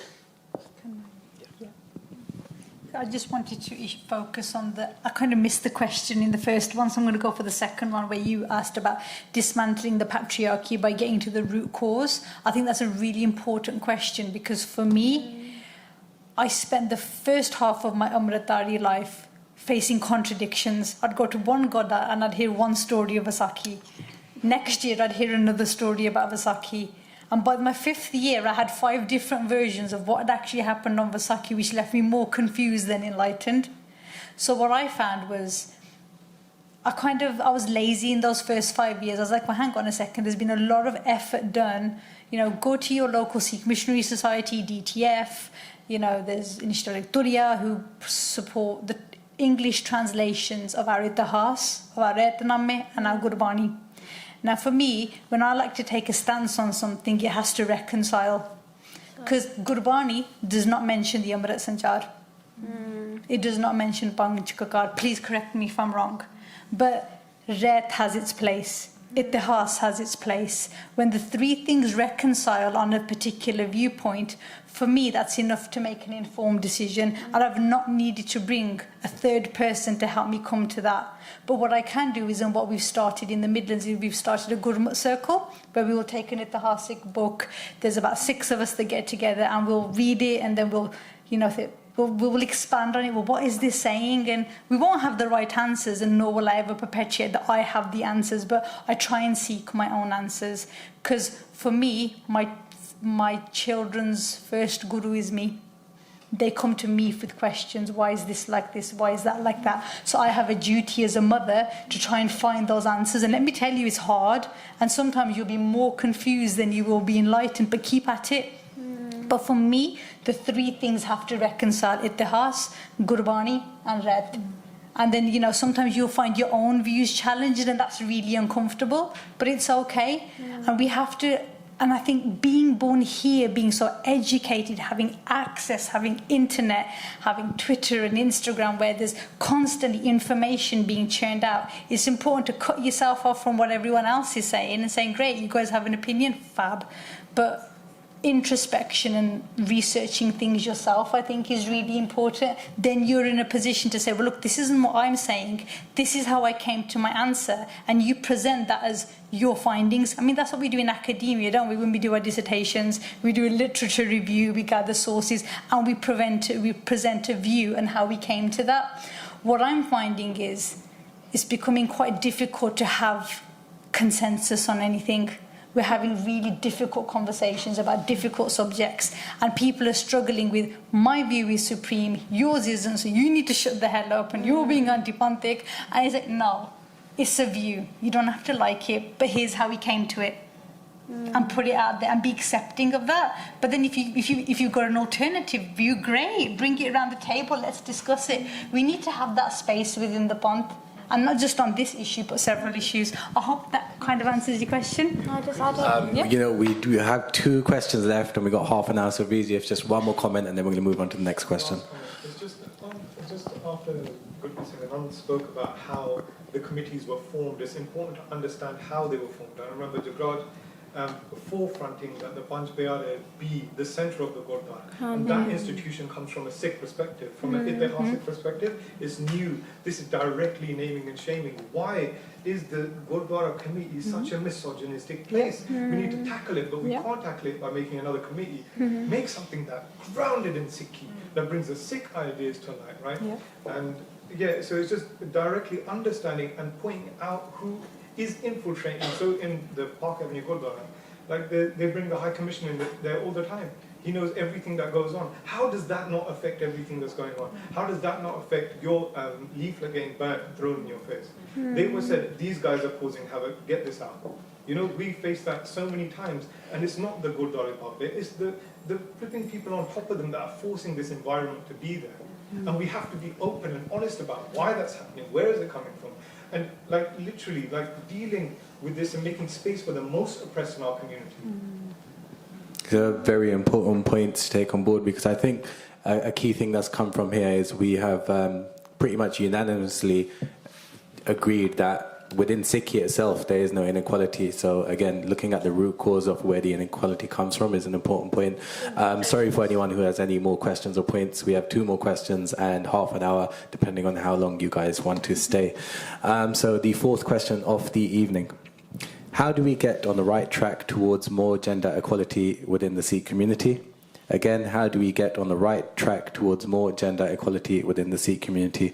Going to start with Eshmit Kaur. I've not really got anything to say for this question, I'm not going to lie.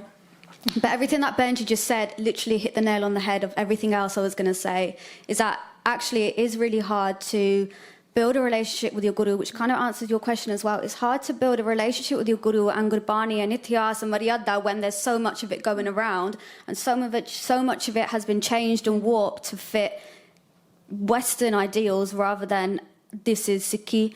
And that's a really, really challenging thing for us to overcome. But if this is something that we want to overcome, then it's all about the self. And I'm not just saying that because I'm just like, oh yeah, but it's true. I don't see how we're going to move forward as a community if we can't actually reflect on our own jivans to be able to do that. if I remember once a Guru Sikh said to me a long, long time ago, it's really amazing you're doing seva, Benji, but what's your Amrit Vela like? And I was like, in the least patronising way ever they said it to me. It's obviously out of a lot of prem and sharada, but it was true, because if I wanted to help other people, then what was I doing to be able to help myself and feed myself and give myself that energy before trying to spread it out into our community? So connect with your Guru, and all the answers are already there because it's already been created and it's already been given to us. It's just been changed along the way, unfortunately. Manjit Kaur, how do we get on the right track towards more gender equality in the community? I think it's having more of these events, because clearly as a community we don't necessarily understand the issues that girls may have versus what the guys have. And it sounds really crazy, but to me that seems to be the simplest way, and it's communication, isn't it? But being allowed to have a voice and being allowed to have different opinions, and just because something doesn't affect you doesn't mean it doesn't affect someone else. And having diverse and inclusive organisations. I mean, if you look at the panel, we all come from very different parts of Sikhi, but we're the same. And I think sometimes we forget that we are the same, and if we are the same, then we should be treated the same. And if we're going to be treated the same, then we've got to have that respect for all of the different opinions, because we all face different things every single day. And as a community, if we're going to move forward, then does it mean that we create change in those old draconian policies that don't work for us anymore? Or do we look at where they come from? Or we just have to keep talking. I think that's ultimately what it is. And if I'm going to be really adamant about change, then it's making sure that the boys are included in the conversations that the women have too.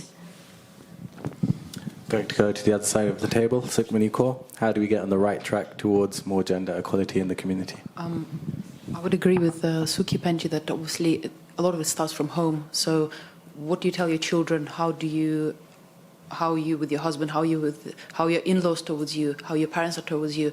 And education is the huge thing. So talks, a lot of charities doing talks in schools, Sikh schools, and just generally. And I mean, definitely with children, you teach them, you don't know that, make the differentiation that only the boys can be superheroes, girls can also be superheroes. Yeah. Rupinder? I would say have the difficult conversations. If you're passionate about something, keep having the conversation. Find people within the community, like Manjit Benji was saying, finding people like Baji in the community. And it doesn't have to be a girls versus boys, men versus women. That doesn't achieve equality. It's find people and hold on to people that can take your opinion and build a group and then take that force forward. But don't be afraid to have those difficult conversations and keep talking, keep shouting about what is important to you. I think that would really make a difference. I mean, you've been shouting about this for, Binti, for such a long time, and look at what you're achieving. Mm. That's just a great example. Sukhmani Kaur?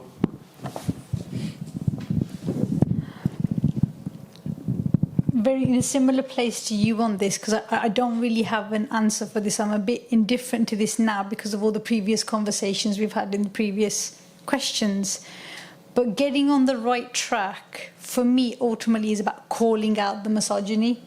But then what happens is if one person puts out, well, yo, this happened to me in a Gurdwara, what I've noticed, and this might be controversial, but I'm giving a very real experience. People will look at, oh, it's her putting it out. I'm not going to retweet it, and I'm going to share this because it's her. And I've actually done this myself.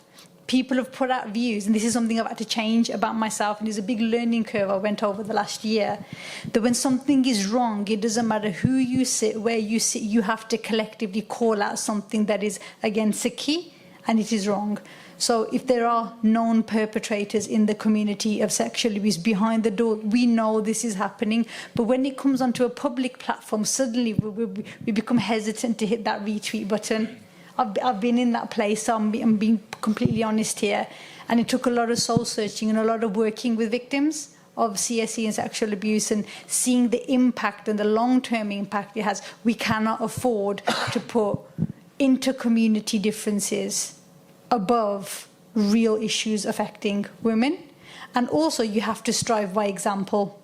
I think there's a massive case for women in the community coming together and organising and finding not a structure, but finding a way to come together to set our narratives on the issues that affect us. Is it a women's only thing? No, it doesn't have to be. Men are more than welcome to that. But there has to be a structure, a space for women to unite, organise and start setting the narrative on our issues that affect us. And the climate that we're in today, like Benji said, I once sat in a meeting where who I thought was a progressive young man couldn't have a conversation with me and wouldn't look at me. So when I talk to someone, I have to look at that. I have to make eye contact with someone. And it was the strangest thing. My eldest son's autistic, so then I thought, oh, maybe there could be a learning difficulty here. But then I noticed when he was talking to a male counterpart, the eye contact was there. But I was talking and he was just sort of like, yeah. It's these little, the insidious misogyny that we sort of see and don't really call out. But it was sort of like, yes, Baji, Hanji, like I was saying. And then he was really embarrassed, but it got to a point where I'm observing this person before I've made a judgment on whether this is genuinely just poor eye contact generally. But it was, if we're at a place where young men who are active in community seva cannot make eye contact with a woman, there's something wrong. And these things are easily fixable. It's about having conversations. But we need to start calling the bad stuff out and not be embarrassed about that, or this whole, oh, it's going to make Sikhi look bad. One of the biggest gripes I have is that certain organisations will call out the wrongs that are happening outside of the community and not call out the wrongs happening within the community because of this besti, izzat. And it's there, it exists, and it needs to stop. And, you know, sometimes, you know, it's hard because I know I've done it and I've called it out and I've had a lot of backlash for it, but it's not going to stop because I might not have daughters, but I've seen other people's daughters impacted. You cannot keep looking for a perpetrator out the window and not look in your own house. You're going to miss the one that's sitting in your own house. And I implore people, if you have a platform, if you have a space and you are seeing these kind of things pop up on your feeds, you need to be retweeting the shit out of them. Or sharing them, or I don't even understand how Snapchat works, but whatever it is that you do on Snapchat to make something go big. But the bad stuff has to be called out, because when you start calling out becomes normal, then people have fear. Because at the moment, I know there's one of the worst cases I'm seeing, and I'm sure everyone knows about it, is that there is a known perpetrator who is a massive safeguarding risk to young boys, is still accessing Gurdwara stages. Every single organisation knows. I offered to put together a panel of some people who are just purely police safeguarding and would know how to deal with this. It was refused. And what ultimately I care about, I don't care who the perpetrator is, I care about those victims, and I care about the potential victims that could be created for the future. I know I keep banging on about this one issue, but seriously, if we've got this platform to talk about it, please, as individuals, as organisations, if any of you, start calling it out. Before we take input from the audience, a quick question to the rest of the panel. Are there any organisations or specific projects that require more support to help us get on the right track towards gender equality? And this is not a shameless plug. We've said enough about the Sikh Press Association. So are there any other organisations or projects that you feel need more support to help us get on the right track? NSYF have recently, they're going to be starting a safe space for Sikh women, and this is the first time I know this has happened, and it's incredible. And they're here, we're all on the front row, so you can go and talk to them. But please support that, because this is a massive, massive step forward. And I know the first one is already booked up, but it's really something that I'm very appreciative of that's happened. So thank you, and come and talk to these guys, because I know they're going to be doing a lot more. And like I said, it's the first time this has happened, so support them. If this is why we're here today, then it's here in front of you. Do the NSYF guys want to put your hand up, so in case anyone wants to come over and have a chat, here you go afterwards. Any other organisations, or should we take? Yep. So I volunteer 2 days a week with an organisation called the Sikh Women's Action Network. So they run a helpline and they support domestic violence victims, young girls who have suffered extremely traumatic child sexual exploitation. And the request is, if you guys have a skill set and you can volunteer time, that would be great, because they offer training to train volunteers, but ultimately we are overloaded with cases in comparison to the volunteers that we have, and there are some really, really vulnerable girls that need support. So this is a call out. Please, if you're not following them, follow them. We don't talk about cases on social media, very, very rarely. It's done quite confidentially. But if anyone has a skill set and has time to offer or is willing to take up the training, do get in touch. Thank you. Any questions or comments from the audience? Viji?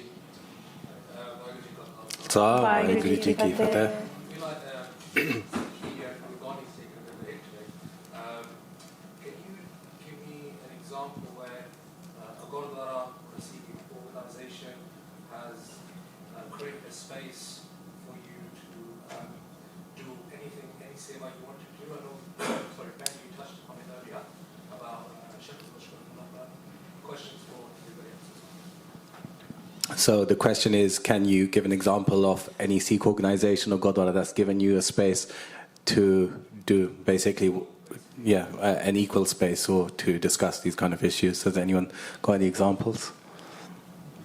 No, but I've got an example of being kicked out of one. Sorry, say that again. I've got an example of being kicked out. Oh, okay. So for years and years and years, we had a group that would do langar seva for the homeless community, and they also actually within the sports gym, which is part of the Gurdwara, have a space for people to come and sleep during the winter. Committee changed. We were no longer allowed to cook there and serve food outside, so serve langar outside to the people that needed it, and nor were the people that really needed the food allowed to come in to the Gurdwara. I mean, is that not one of the tenets of what we're supposed to do? So I mean, I come across these challenges all the time. If we're not even allowed to cook langar in the Gurdwara with donations that were coming in, that's the kind of thing that I face. Would anyone in the audience also like to give an example, or like the question was about other organisations that require more support in this area? Does anyone in the audience have any examples? Okay.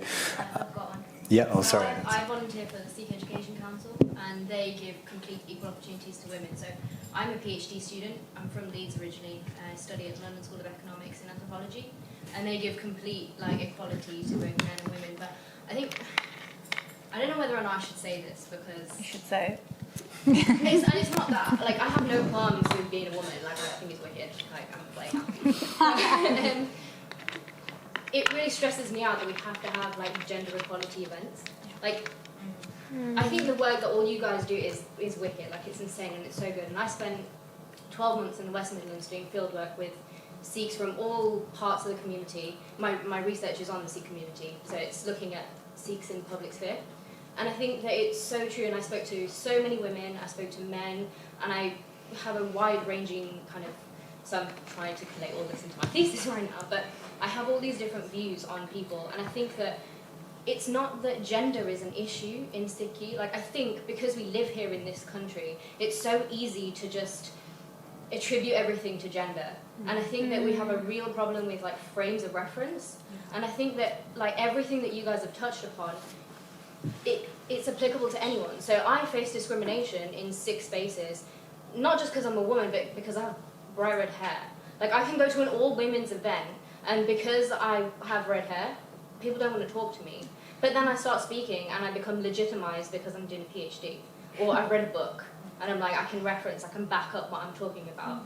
But it's about having that respect for everybody, like as a community, as a whole. Like, look how diverse this panel is now, right? Like the fact that you have a male in the middle, and that you, like Benji at the end mentioned before, like you all come from different levels of Sikhi, which I'm calling like levels of Sikhness. Like that's legitimized me as an academic. But seriously, like I think that it's such an issue more broadly. Like we need to stop bashing Sikhi, like Benji here said. Like it's not a Sikh issue. Like it's an issue that exists all over the world. And I think Baji on the end mentioned it as well. Like it's taking back our own narratives as people. Like when we look at people in this audience, when we look at this panel, we need to stop seeing gender. We need to stop seeing those faces. We need to stop seeing anything other than like, and I hate this word, but like the divine. Like we need to, that's what we need to see. We need to we need to hear the voice and stop seeing the person. We need to stop bashing within the community where it doesn't need to, where it's not deserved. Like bash the things that need to be deserved. And give people those platforms. I think part of the, I'm sorry, I'll wrap it up. I think part of the problem is like women don't want to step up and take these roles, not because they're not trying. I do it all the time, and I've been on these like media channels, I've done radio shows, I've done events, but it's so easy for people to criticize me as the female for having that view than somebody else who's a man who has the exact same view. And then when I turn around and say I've got credentials, they're like, oh, you know, and I've then become legitimized because I'm a Western academic, which I hate, but I'm only doing my PhD to become legitimized.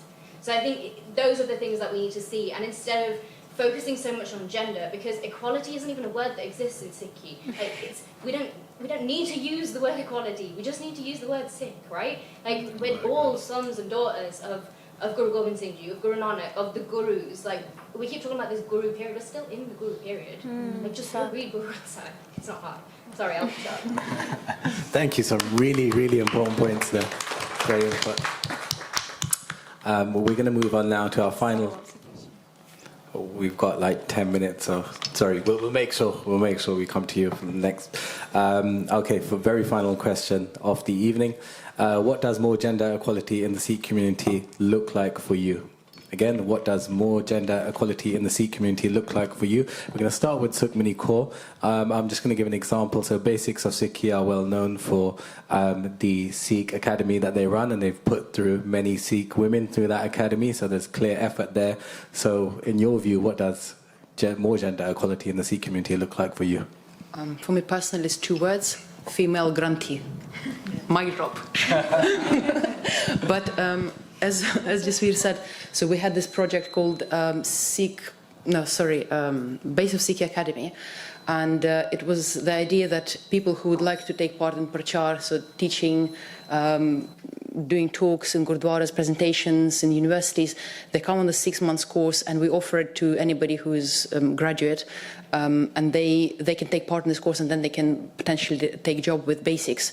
But what we found is that although there are many women who would come on the course, they would not follow it through. And it was because mostly of the family pressure, so the family wouldn't want them to do that. And we had a female prachara a couple of years ago. She struggled in the gurdwaras, so it was difficult. It was difficult. And we have Penji in Malaysia. She's working for us full-time, Gurpreet Kaur. She faces the same issue in Malaysia, that they just don't take her seriously. She's a female pracharak. She's been doing it for two years now, 2nd year? 1 year, okay. So she's on her 2nd year now, and yeah, that's an issue. Thank you. So we heard the form of a female Granthi as what more gender equality looks like. To Sukhmani Kaur, Eshmit Kaur. Men and women are different. We were made to be different for many different reasons. And if we fall into like a Western ideology, then it becomes about us trying to do the same thing. And for me, I believe it's about actually celebrating our differences and our strengths. And that way, if we use our different skills that are different, we're able to achieve things more effectively. So it doesn't look the same, but it's fair. I don't know if that makes sense. But to me, I think that's what Sikhi is about, really. So celebrating our differences, and that way we can move forward. And understanding that there's no discrimination in Sikhi, and Sikhi is not the root cause of these problems. Let's look at India, let's look at colonisation, let's look at our personal issues, our family, where we come from, all of these socio-economic factors that influence who we are as people, you know, they're very hard to overcome when Sikhi is one thing and then the world we live in is something completely different. So it's hard when you're trying to fit in when you're not actually meant to fit in the first place. And just recognising as well that we are all Sikhs, so I believe a lot of people in the audience are, and we're here and we're talking about these things.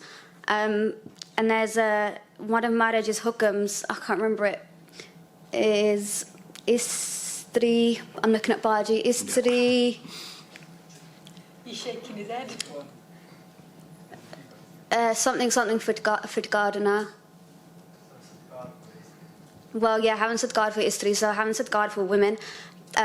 Not bashing a woman down. I'm saying woman because this is the hukam is specific to that, but I believe that applies to everybody. So not stopping somebody from talking if they are speaking the truth, and that comes from my guru. That hasn't come from anybody else. If Guru Sahib says that, then that's what I believe to be true. So I'm thankful that actually I'm not here from anybody. It's because Maharaj has given me this opportunity. And just following on that, Sikhi is perfect, so let's not forget that when we're having these kinds of conversations. Thank you for that. Sukhmani Kaur. Okay. I have a long list, but I'll go through a few. Primarily because of the work that I do, for me, what does better gender equality look like?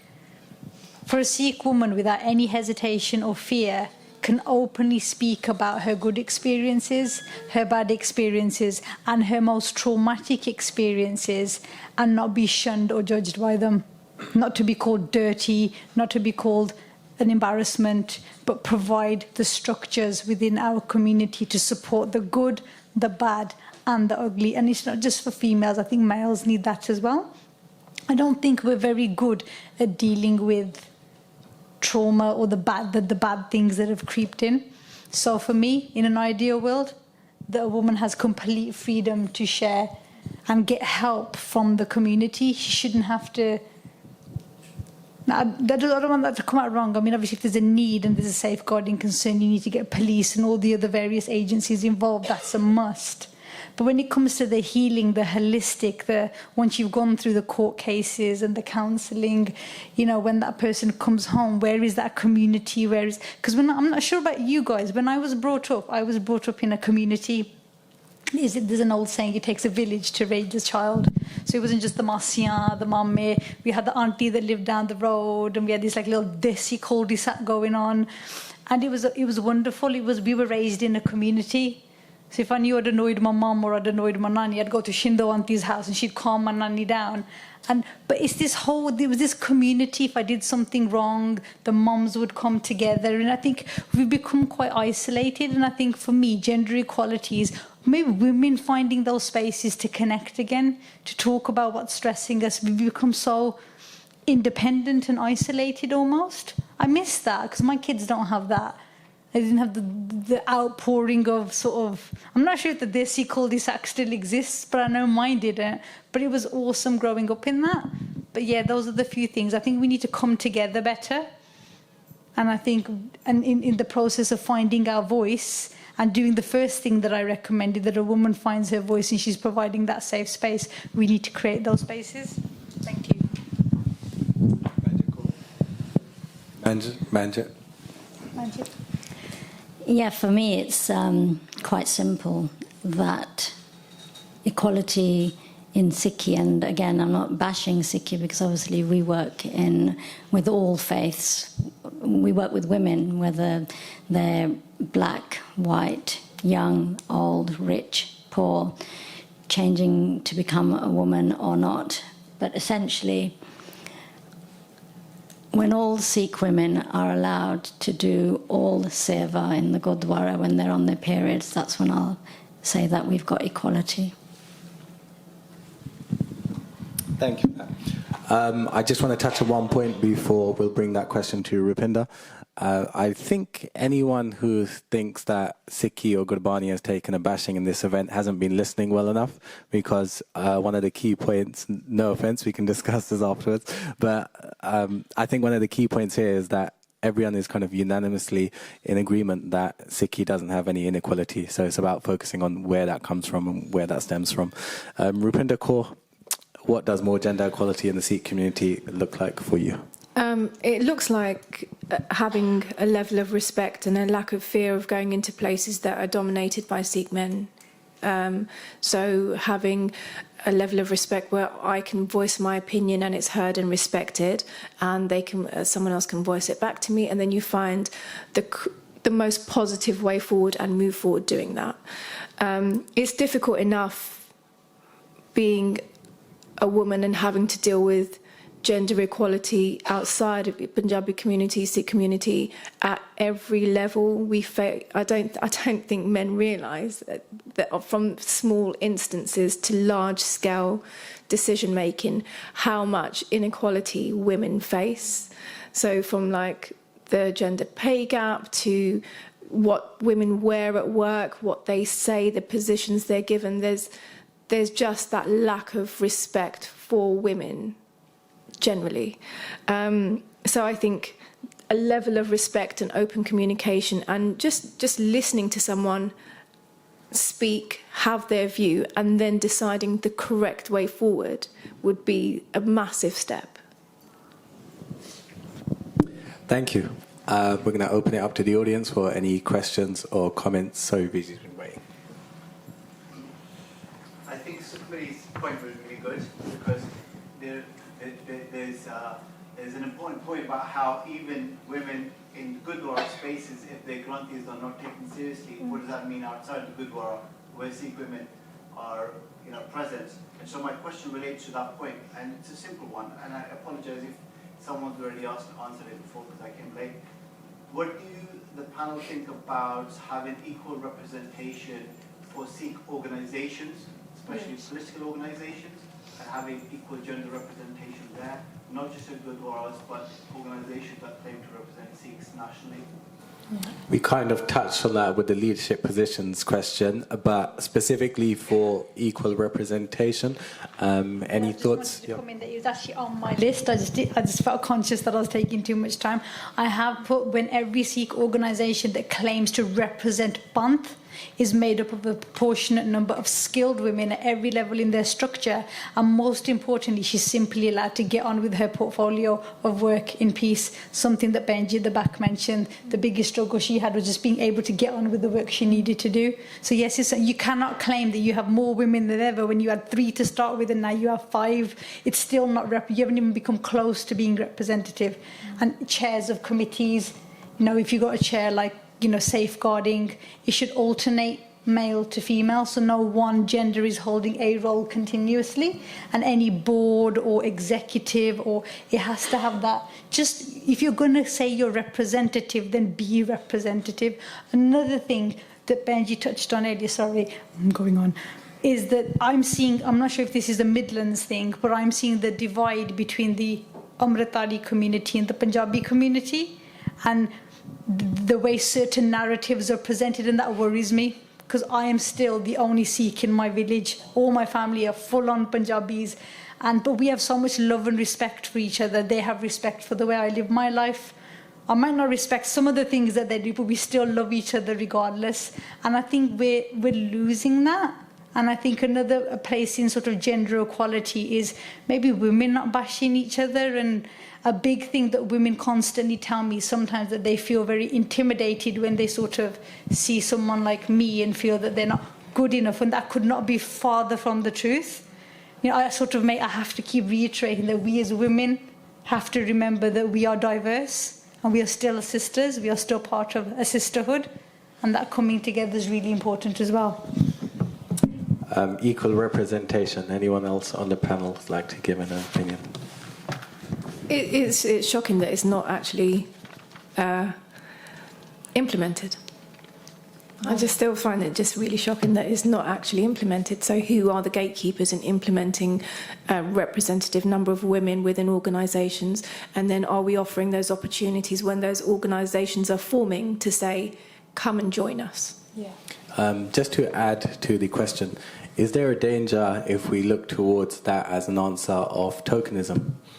No, because as Benji was saying, you have a skill set. Yes. So there should be a process. You can't just join a board because you need to fill a spot, which maybe seems like what's happening. But as Benji was saying, if you have a skill set, then you can put yourself forward and be looked at based on that initially. But also you have to have a diverse voice. Yeah. Thank you. Any other comments from the panel, or we'll take another question? I'd say it's kind of, it's kind of the same as how you put this panel together. How did you make it so diverse? If we think about diversity and inclusion in corporations, sometimes it is a checklist kind of exercise. So we do have to make sure that once we start putting women into these organisations, we are taken there for the expertise that we have. We're going to take questions from people we haven't heard from before, just to get as many opinions as possible. Vijay has had his hand up for a while. Hi, Khalsa. I came in late, so I missed a little bit of discussion. But from what I've been hearing, we sort of inquired the problem of misogyny, and that it is social conditioning through hundreds and hundreds of years, and that's the main sort of tackle. That's the main thing we're trying to tackle now.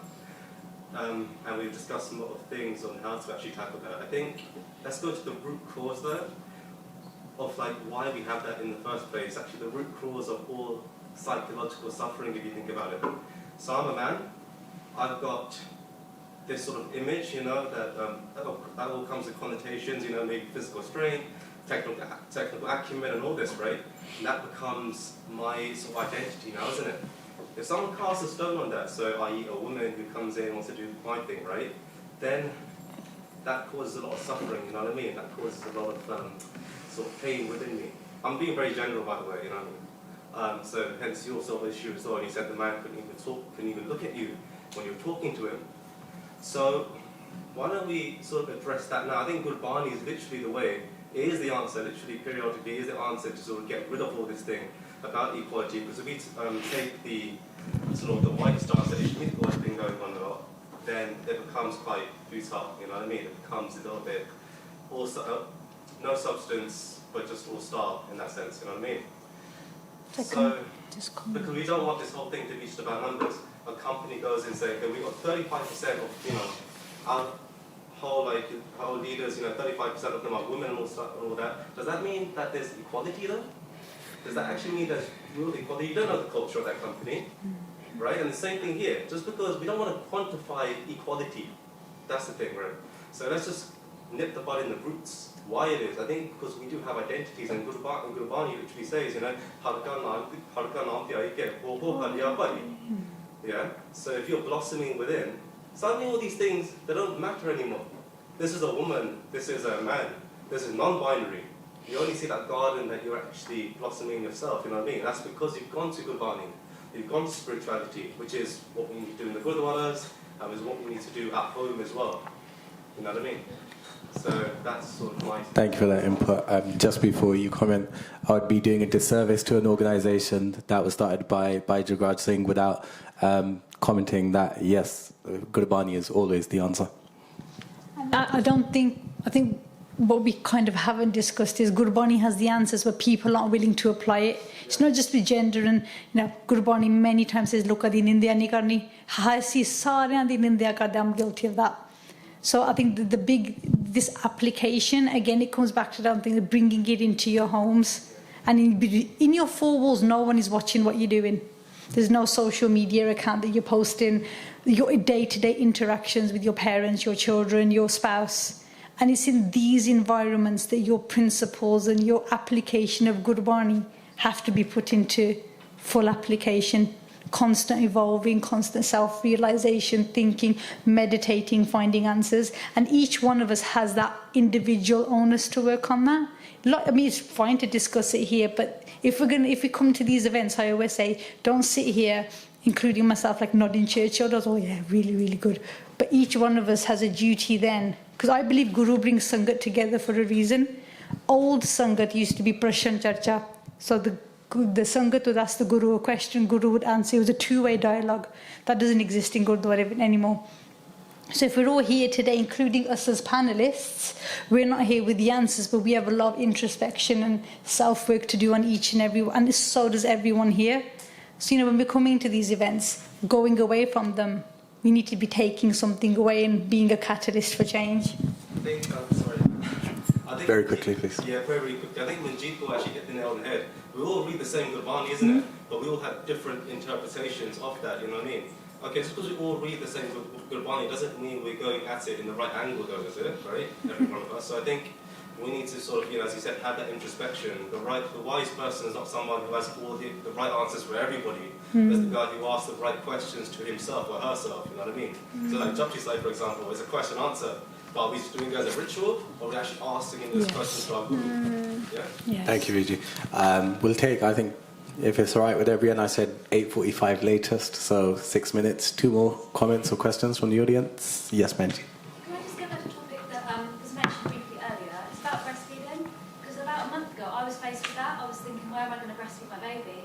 And I was thinking I could go in my car, or the car park, or a toilet. But realistically, some Gurdwaras are like disgusting toilet, very changing areas, and some are like really nice. So, and your baby really hates it when they're in a disgusting place. They just cry and cry and cry. So I was just, and also when your baby's small, you can use a shawl and stuff. So I was thinking maybe I'll just cover her eye and there'll be some kids and playing and no one will notice.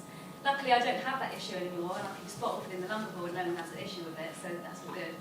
But like this is for other people that might have that, because some babies just don't take to a bottle. And there's no point me saying, oh, anyone can come to Gurdwara if they're not allowed to do it there. Yeah. Because that's going against, surely that's saying, oh no, mothers can't come in, so for their child to feed them, but you can have free food. Yeah. Like, do you know what I mean? I think, we addressed it slightly in the question about what barriers are in the way of more gender equality in the community, and I think awareness is a start, so more Gurdwara being aware. That was more a comment than a question, unless anyone wants to add on. But that's so valid, and this is the point I was trying to make. Don't stop voicing your opinion. So you've mentioned it now, but how many women, myself included, never actually, we just dealt with the situation and you kind of just, you move on, but you never raise that question to the Gurdwara, and that's exactly what should happen.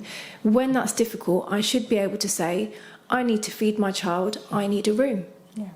And people don't say it. New mums don't want to experience shame on top of other Oh, no, oh, no. Under the Equality Act in 2010, people can do it in public. So Yeah, but you just don't want to put... You can do it in public, but in that situation, in that environment, I wouldn't feel comfortable to. Yeah. People like peering at your cleavage, you want to feel like you've got something. In this room, we have a lot of people connected with various Sikh organisations and Gurdwaras, so let's hope that conversation continues from here and we see progress on it. Any other input? Yes, Binti. So the last question was, what does gender equality look like for you, right? Okay, so for me, I think one of the biggest things I took on very recently is so I think one of the biggest things that I've faced is just being completely dehumanized as a woman. I am literally just put into this little box. This is like one conversation that I had with one unemployed woman, oh, they all must be the same. And it's so frustrating. It's so frustrating. I went to an event and I tweeted about it so everyone knows about it because I've got long messages. But there were some things that just didn't sit right with me at this event. So I was like, let me talk to the organisers, let me be an adult about this. Talk to the organisers and try to chat to them. They literally laughed in my face. And I was like, this is so weird, this is the first time this happened. Like when I had, I didn't wear a burqa and I wore makeup and I wore heels and I looked like a presentable person, whatever the hell that's supposed to be, a presentable woman, my voice was taken seriously. I was seen as an autonomous individual. Now that I'm a Thadi woman, it's like, oh no, you're just like the rest of them. You're going to say the same thing that the rest of them did. Well, what does that even mean? Like, we're all our own individual people, right? And I was only able to see that in that situation because they started to put assumptions on me. Really weird ones, like, oh, you must know about this. Well, I have no idea what you're talking about. You must know about these people, like, they're in the Midlands, they're doing this. I was like, oh, I have no idea. They're like, oh, no, like, you obviously know. And I just couldn't understand what these people were talking about. So I think just I just wanted to share that because this seems like all the panelists have made like a really safe space for women. So just not dehumanising to think that, oh, she wears a distance, she wears a prakka, like she must think like this. Or even like Binti, you were saying people think that they're not enough around you. Yeah. That's not the case. Like, we don't think like that. We're not like this weird monstrous person. Just because we live our life in a certain way. Like again, my sisters live their lives in very different ways. They're still my sisters. Yeah. I still love them. Yep. You know, that was one of the... I like that love back. Yeah. I remember when we were setting up the Press Association, outwardly, I don't look like I belong in basics or in that camp, and I think we really felt it. It's horrible that you've been made. But it wasn't. Yeah, it wasn't just felt. It was. You know, people would say it and comment on it, and I'd go to meetings and outwardly, I don't look like I fit into that camp. So that was another thing that it makes you feel insecure when actually I'm not stupid. I know what I'm doing, but it makes you feel a level of insecurity. Yeah. So it's the other way around, I guess. Me coming into a very, I'm not very hugely clued up on Barney at all. I do, I do, and I'm still learning all the time. I mean, Harinder's not here, but I bash his head all the time asking, what does that mean? What does that mean? But it makes you feel uncomfortable. Yeah, it's horrible because it's like we're all actually learning. Like I don't have a clue about a lot of things. I'm still learning, like everyone is. But to have those assumptions put on you, the way that you look, or to have certain assumptions put on me, like I'm some young, like what? I feel like eating pizza with my girls and we're going out as a person, and we all are. And like, just having those, just the dehumanization of our identity is just really horrible both ways. Yeah. I think we'll wrap up the evening with that. I thank you all for coming, and for the Sikh Press Association to continue to hold events like this. Bear in mind that we do need your support, so if you do want to support us in any way, get in touch, or if you want to contribute to us, to our project continuing, you can go to everything's13.org to donate. Otherwise, again, thank you all for coming. A special thanks to all of our panelists, none of whom are paid for this, so thanks for taking your time out. Vaheguru Ji Ka Khalsa, Vaheguru Ji Ki Fateh.